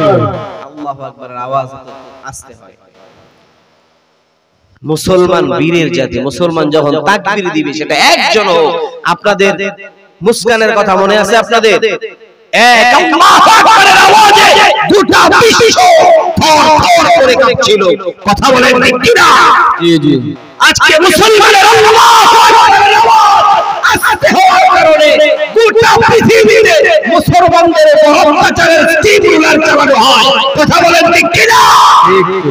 আজকে মুসলমানের আল্লাহু আকবারের আওয়াজ আস্তে হওয়ার কারণে গোটা পৃথিবীতে মুসলমান নির্যাতিত নিপীড়িত। কথা বলেন ঠিক কি না? ঠিক। আজকে লিবিয়ার দিকে তাকাও, মুসলমানের আল্লাহু আকবারের আওয়াজ আস্তে হওয়ার কারণে লিবিয়ায় মুসলমানদেরকে বম্বিং করা হয়। আজকে মুসলমানের আল্লাহু আকবারের আওয়াজ আস্তে হওয়ার কারণে সিরিয়ায় মুসলমানদেরকে গুলি করে হত্যা করা হয়। আজকে মুসলমানের আল্লাহু আকবারের আওয়াজ আস্তে হওয়ার কারণে ফিলিস্তিনে মুসলমানদেরকে নামাজে দাঁড়ানো পাখির মতো গুলি করে হত্যা করা হচ্ছে। কথা বলেন ঠিক কি না? নারায়ে তাকবীর, নারায়ে তাকবীর। আল কোরআনের আলো, আল কোরআনের আলো, আল হাদিসের আলো, নারায়ে তাকবীর। আজকে মুসলমান দ্বারা ইসলাম নির্যাতিত। আজকে মুসলমান যদি সুন্নাহর মধ্যে অটল থাকতো, তাহলে আমাদের ফিলিস্তিনের বাইরেকে ঘাস খেয়ে জীবন যাপন করতে হতো। কথা বলেন ঠিক কি না? আমাদের নিজেদেরকে পরিবর্তন করতে হবে। আমরা এক আল্লাহর উপর ঈমান আনতে হবে, বিশ্বাস স্থাপন করতে হবে। আল্লাহর উপর যদি আমরা সঠিকভাবে ঈমান আনতে পারি, আমরা যদি এই কথা বিশ্বাস করতে পারি, রিজিকের মালিক আল্লাহ, সুস্থতার মালিক আল্লাহ, আসমান জমিনের মালিক আল্লাহ, সকল ক্ষমতার মালিক আল্লাহ। আল্লাহ রাব্বুল আলামিন সাহাবায়ে কেরামের সাথে যে পরিমাণ মিশন করেছেন, আমাদেরকেও ঠিক সেই পরিমাণ সাহায্য গায়বী খাজানা থেকে করবেন। কথা বলেন ঠিক কি না? কিন্তু আমরা ভুলে গেছি, আজকে মুসলমান লেজ গুটিয়ে পালাবার চেষ্টা করছি। আমরা নিজেদের সামনে আমাদের শিরকে নত করে দিচ্ছি। এজন্য আল্লাহ তাআলা আমাদের উপর আযাব আর গজব দিয়ে আমাদেরকে ধ্বংস করে দিচ্ছে। কথা বলেন ঠিক কি না? ঠিক। এজন্য মুসলমান বীরের জাতি আওয়াজ হবে। এই কয়টা মানুষ যদি আমরা আওয়াজ দেই প্যান্ডেলটা কাঁপার কথা। আবারও জোরে তাকবীর দিব তো ইনশাআল্লাহ।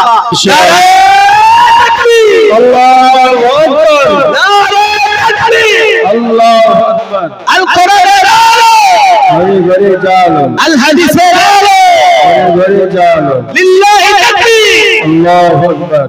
আল্লাহ তাআলা আমাদেরকে গর্জে ওঠার তৌফিক দান করুক। প্রত্যেকে বলে আমিন, আমিন। মুসলমান ভাইয়েরা আমার, যে কথা বলতেছিলাম, পৃথিবীতে কেউ থাকবে না, পুরো পৃথিবীটাই ধ্বংস হয়ে যাবে। যিনি বাকি থাকবেন তিনি কে? কথা আর বেশি লম্বা করব না, যেহেতু অনেকের মাঝে ক্লান্তি চলে আসছে। কয়েকটা কথা বলতে চাই। এই দুনিয়া ছেড়ে আমাদের সবাইকে চলে যেতে হবে, একমাত্র বাকি থাকবেন আল্লাহ।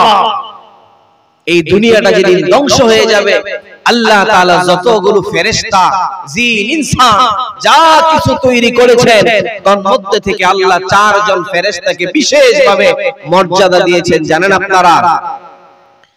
এই 4 জন, ইসরাফিল আলাইহিস সালাতু ওয়াস সালাম, মিকাইল আলাইহিস সালাতু ওয়াস সালাম, জিবরাইল আমিন, এবং আরেকজন আছে, নাম বলেন, আজরাইল আলাইহিস সালাতু ওয়াস সালাম। ওনাদেরকে বিশেষ মর্যাদা দেওয়া হয়েছে। তার মধ্যে থেকে একজনকে বিশেষভাবে মর্যাদা দিয়েছেন, তিনি হলেন ইসরাফিল আলাইহিস সালাতু ওয়াস সালাম। তাকে আল্লাহ তাআলা সৃষ্টি করেছেন 3টা মাত্র ফু দেওয়ার জন্য। কয়টা? এই আলোচনার মধ্যে ইনশাআল্লাহ শেষ করে দেব। কয়টা ফু? 3টা মাত্র ফুৎকার দেওয়ার জন্য আল্লাহ তাআলা ইসরাফিল আলাইহিস সালাতু ওয়াস সালামকে তৈরি করেছেন। এবং ইসরাফিল আলাইহিস সালাতু ওয়াস সালাম এখন বাজে 2:15। এই মুহূর্তেও তিনি তার মুখের মাঝে সিংহা নিয়ে, 2 ঠোঁটের মাঝখানে সিংহা নিয়ে আকাশের দিকে তাকিয়ে আছেন, and just waiting for the green signal। এবং তিনি অপেক্ষায় আছেন কখন আল্লাহ তাআলা তাকে সিগন্যাল দিবেন। আল্লাহ তাকে সিগন্যাল দিতে দেরি হবে, ফু দিতে দেরি হবে না। ফু দেওয়ার সাথে সাথে গোটা জমিনটা তসতস হয়ে যাবে, গোটা জমিনটা লন্ডভন্ড হয়ে যাবে।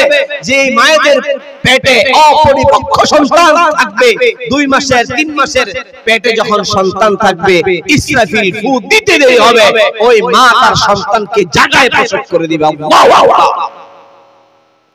কেমন ভয়াবহ দিন হবে মুসলমানরা।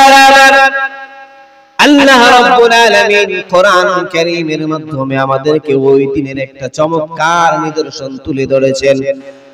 আল্লাহ রাব্বুল আলামিন বলছেন, فَإِذَا نُفِخَ فِي الصُّورِ نَفْخَةٌ وَاحِدَةٌ وَحُمِلَتِ الْأَرْضُ وَالْجِبَالُ فَدُكَّتَا دَكَّةً وَاحِدَةً। নুফিখা ফিস-সূর নাফখাতুন ওয়াহিদা, একটা বিকট আওয়াজ হবে, যেটা আমরা আল কারিআ মাল কারিআ, এই সূরাটা আমাদের অনেকের মুখস্থ আছে না? এই বিকট আওয়াজ হবে, ওই বিকট আওয়াজে পৃথিবীটা লন্ডভন্ড হয়ে যাবে, দুমড়ে মুচড়ে যাবে। আল্লাহ রাব্বুল আলামিন সিংহায় ফু দেওয়ার পরে পৃথিবীর কি অবস্থা হবে কোরআনুল কারীমের মাধ্যমে, কোরআনুল কারীমের 21 নম্বর সূরা, সূরা আম্বিয়ার 104 নম্বর আয়াতে আল্লাহ চমৎকার ভাবে জানিয়ে দিলেন। আল্লাহ রাব্বুল আলামিন বললেন, ইয়াউমা নাতমিস সামাআ কাতাইস সিজিল্লি লিল কুতুবি কামা বাদানাকুম আউওয়ালা খালকিন নুঈদু। আল্লাহ রাব্বুল আলামিন ইসরাফিল আলাইহিস সালাতু ওয়াস সালাম যেদিন সিংহায় ফু দিবেন, সিংহায় ফু দেওয়ার সাথে সাথে গোটা জমিনটাকে কাগজ যেমন হাতের মধ্যে গুটিয়ে ফেলা হয়, আল্লাহ রাব্বুল আলামিন বলেন এই কাগজ যেমন দেখছো, এই কাগজের হাতের মধ্যে যেমন মুটিয়ে নিলাম, এই গোটা পৃথিবীটাকে আমি আল্লাহ হাতের মধ্যে গুটিয়ে নিব। ইসরাফিল আলাইহিস সালাতু ওয়াস সালাম যখন সিংহায় ফু দিবে, সকল মানুষগুলো দিক বেদিক ছুটাছুটি করতে থাকবে। ইসরাফিল আলাইহিস সালাতু ওয়াস সালামকে আল্লাহ দ্বিতীয় ফু দেওয়ার নির্দেশ দিবেন। দ্বিতীয় ফুৎকার দেওয়ার সাথে সাথে সকল মানুষগুলো মৃত্যুবরণ করবে, কেউ বাকি থাকবে না। ওই সময় যিনি বাকি থাকবেন তিনি কে? আর জোরে বলেন তিনি কে? এইজন্য আল্লাহ রাব্বুল আলামিন দ্বিতীয় ফুৎকার দেওয়ার সাথে সাথে মালাকুল মউতকে জিজ্ঞেস করবে, ইয়া মালাকুল মউত আখবিরনি মাইয়াবকা। আল্লাহ বলবেন, হে মালাকুল মউত তুমি আমাকে বলো আর কে বাকি আছে? মালাকুল মউত বলবে আল্লাহ। দ্বিতীয় ফুৎকার দেওয়ার সাথে সাথে সকল মানুষগুলো ইন্তিকাল করেছে, এখন শুধু বাকি আছে জিন আর ফেরেশতারা। আল্লাহ বলবে সকল জিনদেরকেও মৃত্যু দিয়ে দাও, সকল জিনদেরও মৃত্যু হয়ে যাবে। সমস্ত জিনদেরকে যে পরিমাণ কষ্ট দিয়ে মৃত্যু দেওয়া হয়েছে, ওই সমপরিমাণ কষ্ট সব চাইতে বড় জিন শয়তানকে দেওয়া হবে। তারপরে আল্লাহ আবার বলবে, ইয়া মালাকুল মউত আখবিরনি মাইয়াবকা। এবার বলো আর কে বাকি আছে? মালাকুল মউত বলবে আল্লাহ। এবার আর কেউ বাকি নাই, শুধু ফেরেশতারা বাকি আছে। আল্লাহ বলবে তাদেরকেও দিয়ে দাও। ফেরেশতাদের সংজ্ঞা হলো জিসমুন নূরিয়ুন ইয়াতাশাক্কালু বিআশকালিন মুখতালিফান। তারা হলো নূরের তৈরি, যে কোনো সূরত ইচ্ছা করলে ধরতে পারে। এই ফেরেশতাদেরকেও মৃত্যু দিয়ে দেওয়া হবে। ফেরেশতাদের মৃত্যু হয়ে যাওয়ার পর আল্লাহ আবার জিজ্ঞেস করবে এবার কে বাকি আছে?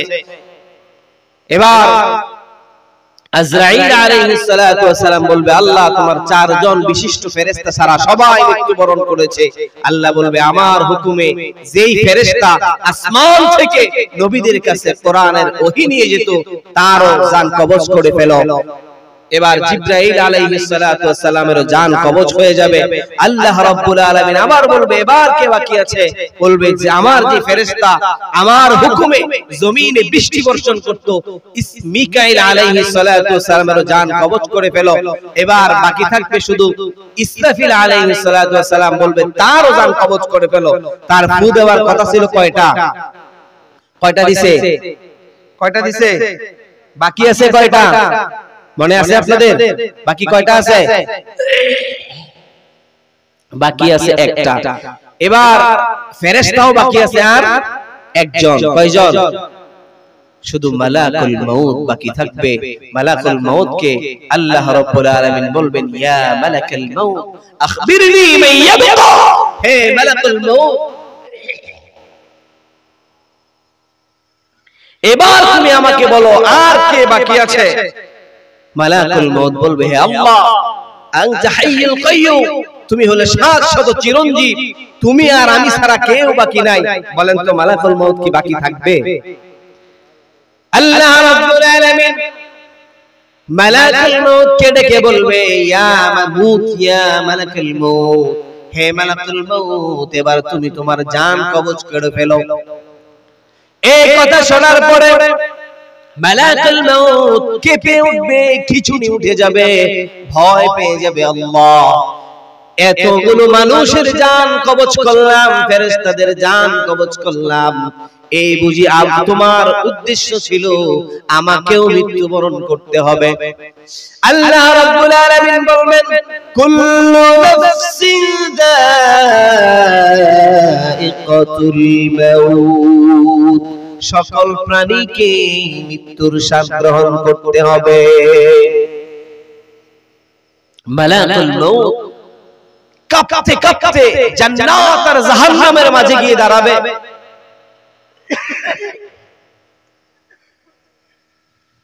আল্লাহ রাব্বুল আলামিন তার জান কবজের নির্দেশ দেওয়ার সাথে সাথে তিনিও জান কবজ করে ফেলবেন। এবার আর কেউ বাকি আছে? কেউ বাকি আছে? কোন ফেরেশতা, কোন জিন বাকি আছে? কে? একমাত্র আল্লাহ।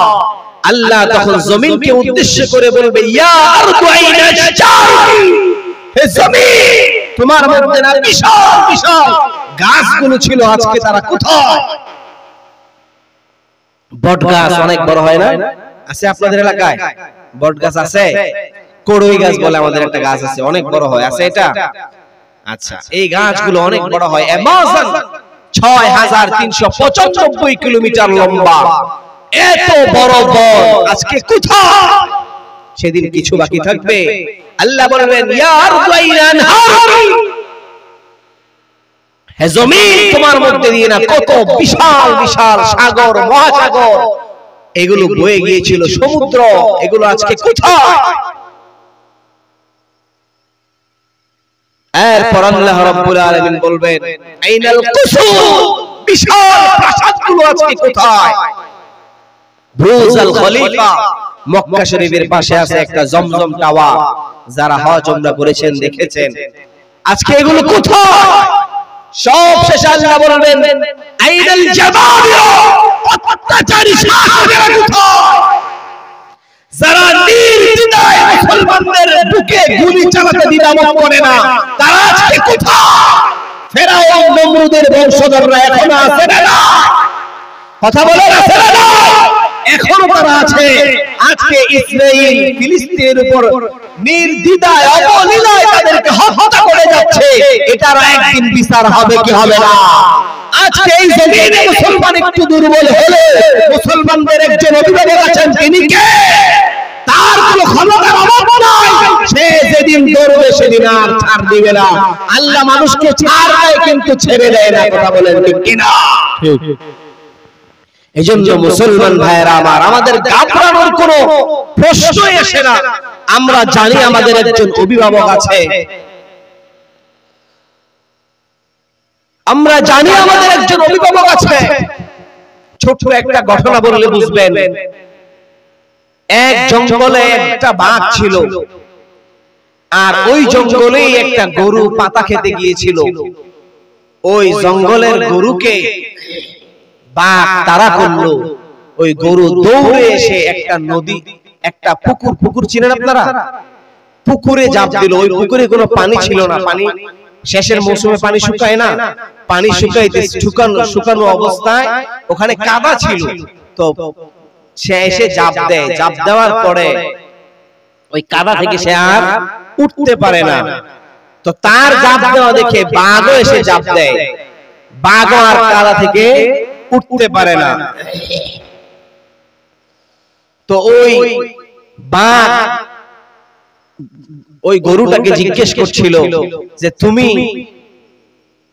জানো পানি নাই, এখানে পড়লে তোমার উঠানোর কেউ নাই, তারপরেও তুমি কেন এখানে পড়লা? ওই গরু বলতেছিল, আমি জানি তোমার উপর কোনো অভিভাবক নাই, কিন্তু আমি জানি আমার উপর আমার মালিক আছে, আমার একজন অভিভাবক আছে। দিন শেষে যখন সন্ধ্যা গড়িয়ে আসবে, যখন আমি ঘরে আমার নিরে ফিরবো না, নিশ্চয়ই আমার মালিক আসবে আমাকে বাঁচাতে, আমাকে এখান থেকে উঠিয়ে নিয়ে যাবে। কিন্তু তোমার তো কোনো অভিভাবক নাই, তোমাকে এখানে পড়েই মরতে হবে। বুঝে থাকলে বলুন, আমাদের একজন অভিভাবক আছে না নাই? আজকে আমাদের উপর যত জুলুম আর অত্যাচার নেমে আসুক, একদিন আমাদের মালিক ঠিকই এই অন্ধকার থেকে আমাদেরকে বের করে আনবেন, কথা বলেন ঠিক কিনা? কিন্তু আমাদের এই মালিক যেদিন তোমাদেরকে ধরবে, সেদিন তোমাদেরকে আর ছাড় দেওয়া হবে না, কথা বলেন ঠিক কিনা? আল্লাহ রাব্বুল আলামিন কোরআনুল কারীমে বলেছেন, লিল্লাহুম্মা মালিকাল মুলক তুতিল মুলকা মান তাশা ওয়া তানজিলুল মুলকা মিম্মান তাশা ওয়া তুইজ্জু মান তাশা ওয়া তুযিল্লু মান তাশা বিয়াদিকাল খায়র। সমস্ত রাজত্বের মালিক কে? আল্লাহ বলেন, আমি তোমাদেরকে রাজত্ব দান করেছি। একটা দিন এমন আসবে আমি ছাড়া সেদিন আর রাজত্বের কে মালিক থাকবে না। এজন্য আল্লাহ কোরআন আমাদেরকে শিখিয়েছেন, লিমানিল মুলকুল ইয়াউম। আল্লাহ তাআলা কিয়ামতের দিন বড়ত্বের সাথে অহংকারের সাথে বলবে, লিমানিল মুলকুল ইয়াউম, আজকে কে আমার সামনে দাঁড়াও, লিল্লাহিল ওয়াহিদিল কাহ্হার, আল্লাহ সেদিন কাহ্হার রূপ ধারণ করবে। এজন্য মুসলমান আজকে ফিলিস্তিনের ভাইয়েরা বোনেরা বিভিন্ন ভাবে নির্যাতনের শিকার হচ্ছে, আমরা এখানে মন খারাপ করব না, আমরা ধৈর্য ধারণ করব। আমার আল্লাহ বলেছেন ইন্নাল্লাহা মা'আস সাবিরিন, আমরা যদি ধৈর্য ধারণ করতে পারি, তাদের জন্য যদি আমরা দোয়া করতে পারি, তাহলে ইনশাআল্লাহ আল্লাহ তাআলা এই অমানিসা অন্ধকার থেকে মুসলমানদেরকে একদিন মুক্ত দিবে ইনশাআল্লাহ। আমি শুনেছি আপনাদের এলাকায় বিভিন্ন মসজিদে বিশেষ করে যুবক ভাইয়েরা বিভিন্ন উদ্যোগ নিয়ে ফিলিস্তিনি মুসলমানদের জন্য বারবার দোয়া করতেছে। আমরাও আমাদের চোখের পানি ছেড়ে দেব। আল্লাহ রাব্বুল আলামিনের কাছে দুইটা জিনিস অত্যন্ত পছন্দনীয়, একটা হলো শহীদের রক্তের ফোঁটা, আর একটা হলো বান্দার চোখের পানির ফোঁটা। আল্লাহ এই দুইটাকে সংরক্ষণ করে। আমাদের যেহেতু যাওয়ার সুযোগ নাই, আমরা যেহেতু এই যুদ্ধে অংশগ্রহণ করার সুযোগ নাই, আমরা চোখের পানি তো ছাড়তে পারি কি পারি না? এজন্য আমরা অবশ্যই দোয়ায় সব সময় ফিলিস্তিনি নির্যাতিত মুসলমানদের জন্য দোয়া করব ইনশাআল্লাহ। আল্লাহ তাআলা আমাদেরকে তৌফিক দান করুক। যে কথা বলতেছিলাম, আল্লাহ তাআলা ওই দিন সকল মানুষ ইন্তেকাল করার পরেও আল্লাহ তাআলা জিজ্ঞেস করবে, কে আছো? লিমানিল মুলকুল ইয়াউম, আজকে কেউ আছো আমার সামনে দাঁড়াবে? সেদিন কেউ থাকবে? কেউ থাকবে না। আল্লাহ রাব্বুল আলামিন এবার ইসরাফিল আলাইহিস সালাতু ওয়াস সালামকে তৃতীয় ফুৎকার দেওয়ার জন্য তার শরীরে রূহ ফুৎকার করে দিবেন। তিনি দাঁড়াবেন, দাঁড়িয়ে আল্লাহ রাব্বুল আলামিনের হুকুমে তৃতীয় ফুৎকার দিবেন। তৃতীয় ফুৎকার দেওয়ার সাথে সাথে মিনহা খালাকনাকুম ওয়া ফিহা নুঈদুকুম ওয়া মিনহা নুখরিজুকুম তারাতান উখরা। তৃতীয় ফুৎকার দেওয়ার সাথে সাথে সকল মানুষগুলো মাটি থেকে উঠতে থাকবে। যে যেভাবে মৃত্যুবরণ করেছিল, কেউ যদি বিমান দুর্ঘটনায় ইন্তেকাল করে থাকে তাহলে ওই ব্যক্তি ছাই থেকে উঠবে। কেউ লঞ্চ দুর্ঘটনায় মৃত্যুবরণ করে থাকলে সে পানি থেকে উঠবে, কিন্তু উঠতে সেদিন হবে। অর্থাৎ আল্লাহ রাব্বুল আলামিনের সামনে আমার আপনাকে দাঁড়াতে হবে। সকলে বলবে আমাদের ঘুম ভাঙালো কে? আল্লাহ রাব্বুল আলামিন কোরআনে আমাদেরকে জানিয়ে দিয়েছেন, ক্বালু ইয়া ওয়াইলানা মান বা'আথানা মিন মারকাদিনা হাযা মা ওয়া'দার রাহমান ওয়া সাদাকাল মুরসালুন।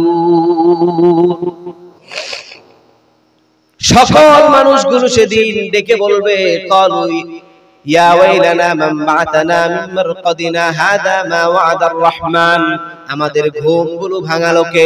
ফেরেশতারা ডেকে বলবেন, এই দিনের ওয়াদা তোমাদের রহমান তোমাদের সাথে করেছিল।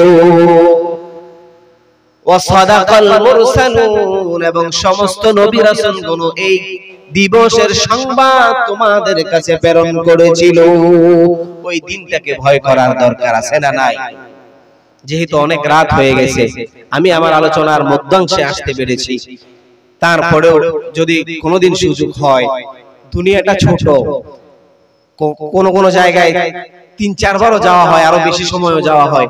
যদি কোনোদিন সুযোগ হয় তাহলে ইনশাআল্লাহ আলোচনা শেষ করার চেষ্টা করব। আজকে এই পর্যন্তই আলোচনা। আল্লাহ তাআলা আমাদেরকে সব সময় গুনাহ থেকে বেঁচে থাকার তৌফিক দান করুক। বিশেষ করে আপনাদের সকলের মেহনত এই দিনকে আল্লাহ তাআলা টিকিয়ে রাখুক। এই সমাজে বিভিন্ন প্রকারের বালা মুসিবতকে আল্লাহ তাআলা এই সমাজকে হেফাজত করুক। আমি নাখান্দা নাদান, আল্লাহ তাআলার হুকুম ছিল এই জন্য আপনাদের সামনে বসে অল্প কিছুক্ষণ সময় কোরআন এবং হাদিস থেকে একটু আলোচনা করার চেষ্টা করেছি। আমার ভুল ভ্রান্তিগুলো আমার পক্ষ থেকে, ভালোগুলো আল্লাহ রাব্বুল আলামিনের পক্ষ থেকে। ভুল ভ্রান্তিগুলো ক্ষমা করে আল্লাহ তাআলা যেন ভালোগুলো গ্রহণ করার তৌফিক দান করেন। প্রত্যেকে বলি আমিন। এখানে আমার কাছে কিছু প্রশ্ন এসেছে। আসসালামু আলাইকুম ওয়া রাহমাতুল্লাহ। উমরা এবং হজ এই দুইটা কথার অর্থ কি এক? উমরা কথার অর্থ কি এবং হজ কথার অর্থ কি? উমরা এবং হজ এই দুইটা এক কথা নয়। উমরা হলো আপনার উপর যদি নফল সম্পত্তি, অর্থাৎ এমন সম্পত্তি আছে, এই পরিমাণ সম্পত্তি আছে যেই সম্পত্তি থাকলে আপনি বাইতুল্লাহ শরীফ জিয়ারত করে আবার আপনার বাড়িতে আসা পর্যন্ত যেই খরচ এটা বহন করতে পারেন, এবং যেই কয়দিন আপনি অনুপস্থিত থাকবেন ওই কয়দিন আপনার স্ত্রী সন্তান পরিজন তারা এখানে ভালোভাবে চলাফেরা করতে পারবে, জীবন যাপন করতে পারবে, এই পরিমাণ সম্পদ থাকলে আপনার উপর হজ ফরজ। হজ আপনার উপর ফরজ, আর উমরা এটা ফরজ না, এটা আপনার যখন খুশি টাকা থাকলে আপনি করতে পারবেন, এটার সাথে ফরজের কোনো বিধান নয়। এজন্য উমরা আর ফরজ এই দুইটা এক জিনিস নয়। দ্বিতীয় প্রশ্ন, যে ব্যক্তি উমরা এবং হজ করতে যায়, প্রতিবেশী গরিব থাকলে তাদেরকে না দেখে হজ বা উমরা করা কি জায়েজ? অবশ্যই জায়েজ। উমরা করা প্রতিবেশীর একটা হক আছে, সেটাকে আগে আদায় করতে হবে, পরবর্তীতে যেই হকটা আপনার উপর, নামাজ যেমন ফরজ একটা বিধান, যাকাত যেমন ফরজ একটা বিধান, বাইতুল্লাহর হজ এটাও ফরজ একটা বিধান, কিন্তু আপনার উপর ফরজ হতে হবে। আপনার উপর যেটা ফরজ হওয়ার যে বিধান বললাম, ওই পরিমাণ সম্পদ যদি থাকে যেটা দিয়ে আপনি বাইতুল্লাহ যেতে পারেন, আসতে পারেন, এবং ওই কয়দিন পরিবার চলতে পারে, এই সম্পত্তির মালিক যদি আপনি হন, তাহলে আপনার উপর হজ ফরজ, এবং যতবার এই পরিমাণ সম্পত্তির মালিক হবেন ততবারই আপনার উপর হজ ফরজ। এখন প্রতিবেশীর যে হক আছে এটা আলাদা একটা বিষয়, এটাও আপনাকে আদায় করতে হবে। এখন আপনার হজ আপনার উপর ফরজ হয়েছে, আপনার প্রতিবেশীও অভাবী, আপনি হজ না করে প্রতিবেশীকে দিলেন ভালো, কিন্তু আপনি হজ যে আদায় করলেন না, এটার জন্য আপনি গুনাহগার হবেন। আল্লাহ তাআলা আমাদেরকে বুঝার তৌফিক দান করুক। আমিন। আলহামদুলিল্লাহি রাব্বিল আলামিন।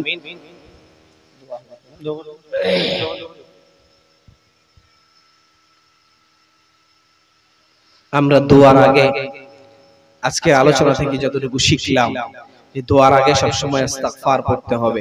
আমরা ইস্তিগফার পড়ি, একবার সূরা ফাতিহা, তিনবার সূরা ইখলাস এবং কয়েকবার দুরূদ শরীফ পড়ি।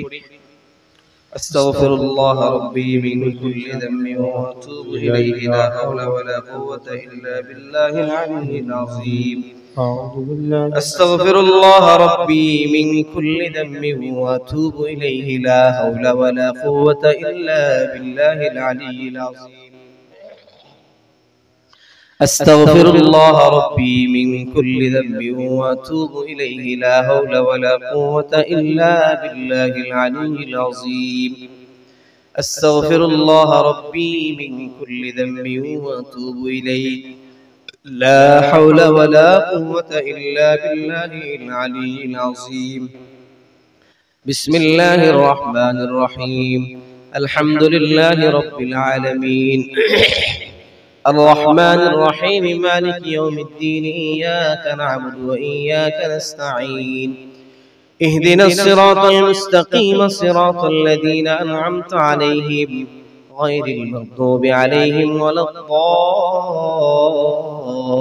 الضالين. بسم الله الرحمن الرحيم. قل هو الله أحد الله الصمد لم يلد ولم يولد ولم يكن له كفوا أحد. بسم الله الرحمن الرحيم. قل هو الله أحد الله الصمد لم يلد ولم يولد ولم يكن له كفوا أحد. بسم الله الرحمن الرحيم. قل هو الله أحد الله الصمد لم يلد ولم يولد ولم يكن له كفوا أحد. اللهم صل على محمد وعلى آل محمد كما صليت على إبراهيم وعلى آل إبراهيم إنك حميد مجيد. اللهم بارك على محمد وعلى آل محمد كما باركت على إبراهيم وعلى آل إبراهيم إنك حميد مجيد. সম্মানিত মুসল্লিয়ানি কেরাম, বিশেষ করে আমরা প্রত্যেকেই আমাদের গুনাহের দিকে খেয়াল করব এবং আমাদের আত্মীয়-স্বজন যারা কবরবাসী হয়ে গেছে তাদের জন্য দোয়া করব। এই মাহফিল বাস্তবায়িত করতে যারা বিভিন্ন প্রকারের সাহায্য সহযোগিতা করেছেন তাদের জন্য দোয়া করি, আল্লাহ তাআলা তাদের এই মেহনতকে কবুল করুক এবং কিয়ামতের দিন নাজাতের উসিলা বানাক। প্রত্যেকে বলি আমিন আমিন। আল্লাহুম্মা আমিন। ربنا آتنا في الدنيا حسنة وفي الآخرة حسنة وقنا عذاب النار. ربنا ظلمنا أنفسنا وإن لم تغفر لنا وترحمنا لنكونن من الخاسرين. حسبنا الله ونعم الوكيل، نعم المولى ونعم النصير. يا حي يا قيوم برحمتك استغيث. اللهم بديع السماوات والأرض، ربنا تقبل صلاتنا وركوعنا وسجودنا وتلاوتنا يا رب العالمين. آمين. اللهم احفظنا من كل بلاء الدنيا وعذاب الآخرة. آمين. اللهم أعني على ذكرك وشكرك وحسن عبادتك. آمين. اللهم أعني على ذكرك وشكرك وحسن عبادتك. آمين. اللهم إنك عفو تحب العفو فاعف عني. اللهم أعني على ذكرك وشكرك وحسن عبادتك. آمين. يا أول الأولين يا آخر الآخرين يا ذا القوة المتين. آمين. ইয়া রাব্বাল আলামিন, আমরা কতিপয় গুনাহগার বান্দা আপনার শাহী দরবারে হাত তুলেছি আল্লাহ। আমিন। আমাদের জীবনের तमाम গুনাহগুলো maaf করে দিন। আমিন। ইয়া রাব্বাল আলামিন, জীবনে যত অপরাধ করেছি অপরাধের ব্যাপারে স্বীকৃতি দিলাম। আয় আল্লাহ, অপরাধ থেকে তওবা করলাম। আল্লাহ, তওবার উসিলায় আমাদের জীবনের तमाम গুনাহগুলো maaf করে দাও। আমিন।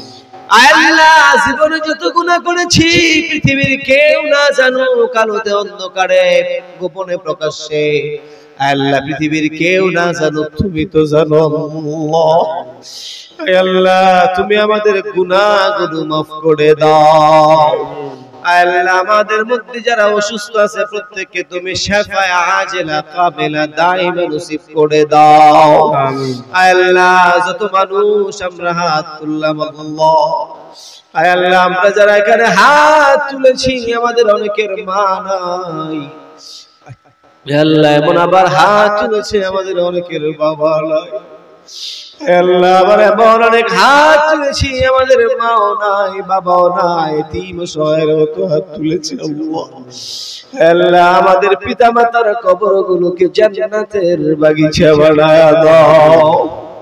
আল্লাহ, আমরা আমাদের পিতা মাতার জন্য দোয়া করতেছি, শেষ সংবাদ তাদের কবরে পৌঁছায় দাও। আল্লাহ, খাস করে আমার আমিরুল ভাই দোয়া চেয়েছেন আল্লাহ, ওনার আব্বা আম্মা অনেক আগে ইন্তেকাল করেছে আল্লাহ। আল্লাহ, ওনাদের খবরগুলোকে তুমি জান্নাতের বাগিচা বানায় দাও। আল্লাহ, আরো যারা এই কমিটিতে স্নেহ শ্রম দিয়েছেন, অর্থ দিয়েছেন, বিভিন্ন প্রকারের সহযোগিতা করেছেন, আল্লাহ প্রত্যেকের মেহনতগুলোকে তুমি কবুল আর মঞ্জুর করে নাও। আমিন। আল্লাহ, আজকে যে সমস্ত আলোচকরা এই চেয়ারে বসে আলোচনা করেছে আল্লাহ, সকলে আমার চাইতে সব দিক থেকে যোগ্য, ভালো কথা বলেছে। আল্লাহ, আমাদের সকলের কথাগুলোকে তুমি আমাদেরকে গ্রহণ করার তৌফিক দান করো আল্লাহ। আমিন। আল্লাহ, আজকে এই মাহফিলের উসিলায় আমাদের সকলকে তুমি হেদায়েত নসিব করে দাও। আমিন। আল্লাহ খাস করে এত রাত পর্যন্ত আমাদের যে সমস্ত মা বোনরা কষ্ট করে আলোচনা শুনলো, আল্লাহ তাদেরকেও তুমি রাবিয়া বসরের মতো কবুল করে নাও। আমিন। আল্লাহ ফাতেমা রাদিয়াল্লাহু তাআলা আনহার মতো কবুল করে নাও। আম্মা জান আয়েশা সিদ্দিকা রাদিয়াল্লাহু তাআলা আনহার মতো কবুল করে নাও। আল্লাহ তাদের সাথে প্রত্যেকের হাসর নাকাশর করিয়ে দিও আল্লাহ। আমিন।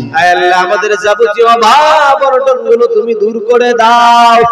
আল্লাহ তুমি প্রত্যেক দিন শেষ রাতে আসমানে এসে ডাকতে থাকো, আলা মিন মুস্তাগফিরিন ফাগফির আলা মিন মুস্তারজিকিন ফারজুকহু আলা মিন মুবতালান ফাআফিয়াহু। আল্লাহ আমাদের ক্ষমার প্রয়োজন, আমাদের রিজিকের প্রয়োজন। আল্লাহ আমরা পেরেশানগ্রস্ত, আমাদের পেরেশানি দূর করে দাও। আল্লাহ আমরা যারা ঋণগ্রস্ত আছি ঋণ পরিশোধ করার তৌফিক দান করো। আল্লাহ আমাদের যাদের উপর হজ উমরা ফরজ হয়েছে আমাদেরকে হজ করার তৌফিক দান করো। আল্লাহ প্রতিবেশীদের হক আমাদেরকে আদায় করার তৌফিক দান করো। বিশেষ করে আল্লাহ আমাদের মধ্যে সম্প্রীতি বজায় রেখে চলার তৌফিক দান করো।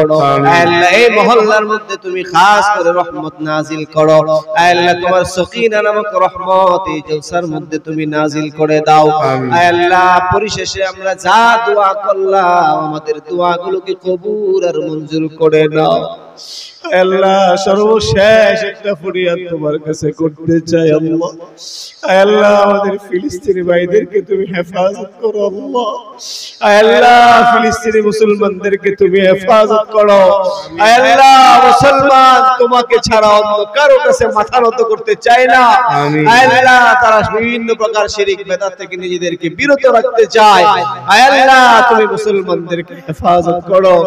আল্লাহ তারা আমাদের ঈমান নিয়ে খেলতে চায়। আল্লাহ তুমি আমাদের থেকে ঈমানের পরীক্ষা নিও না। আল্লাহ তুমি আমাদের থেকে ঈমানের পরীক্ষা নিও না। আল্লাহ তুমি আমাদেরকে ঈমানি পরীক্ষায় উত্তীর্ণ করে দিও। আল্লাহ তুমি ফিলিস্তিনি মুসলমানদেরকে গায়বী মদদ দান করে দাও। আল্লাহ তুমি আসমান থেকে বৃষ্টির মাধ্যমে রহমত নাজিল করো। আল্লাহ তাদেরকে তুমি বিজয়ীদের সামনে বিজয়ী দান করো। আল্লাহ মুসলমানদেরকে বিজয়ী দান করো। আল্লাহ মুসলমান নির্যাতনের শিকার হলে নিশ্চয়ই তোমার ভালো লাগে না আল্লাহ। আল্লাহ তুমি আমাদেরকে হেফাজত করো। আল্লাহ সকল কল্যাণ আমাদের জন্য ফয়সালা করে দাও। সকল কল্যাণগুলো আমাদের থেকে দূরে সরায় দাও। আল্লাহ যা দোয়া করলাম দোয়াগুলোকে কবুল করে নাও। সাল্লাল্লাহু তাআলা আলা খায়রি খালকিহি ওয়া আসহাবিহি আজমাইন। আমিন আমিন আমিন। আল্লাহ যেদিন আজরাইল গ্রেফতারি পরোয়ানা নিয়ে হাজির হয়ে যাবে আমাদের প্রত্যেকের মুখে জারি করে দিও কালিমে তয়্যিবা লা ইলাহা ইল্লাল্লাহু মুহাম্মাদুর রাসূলুল্লাহ।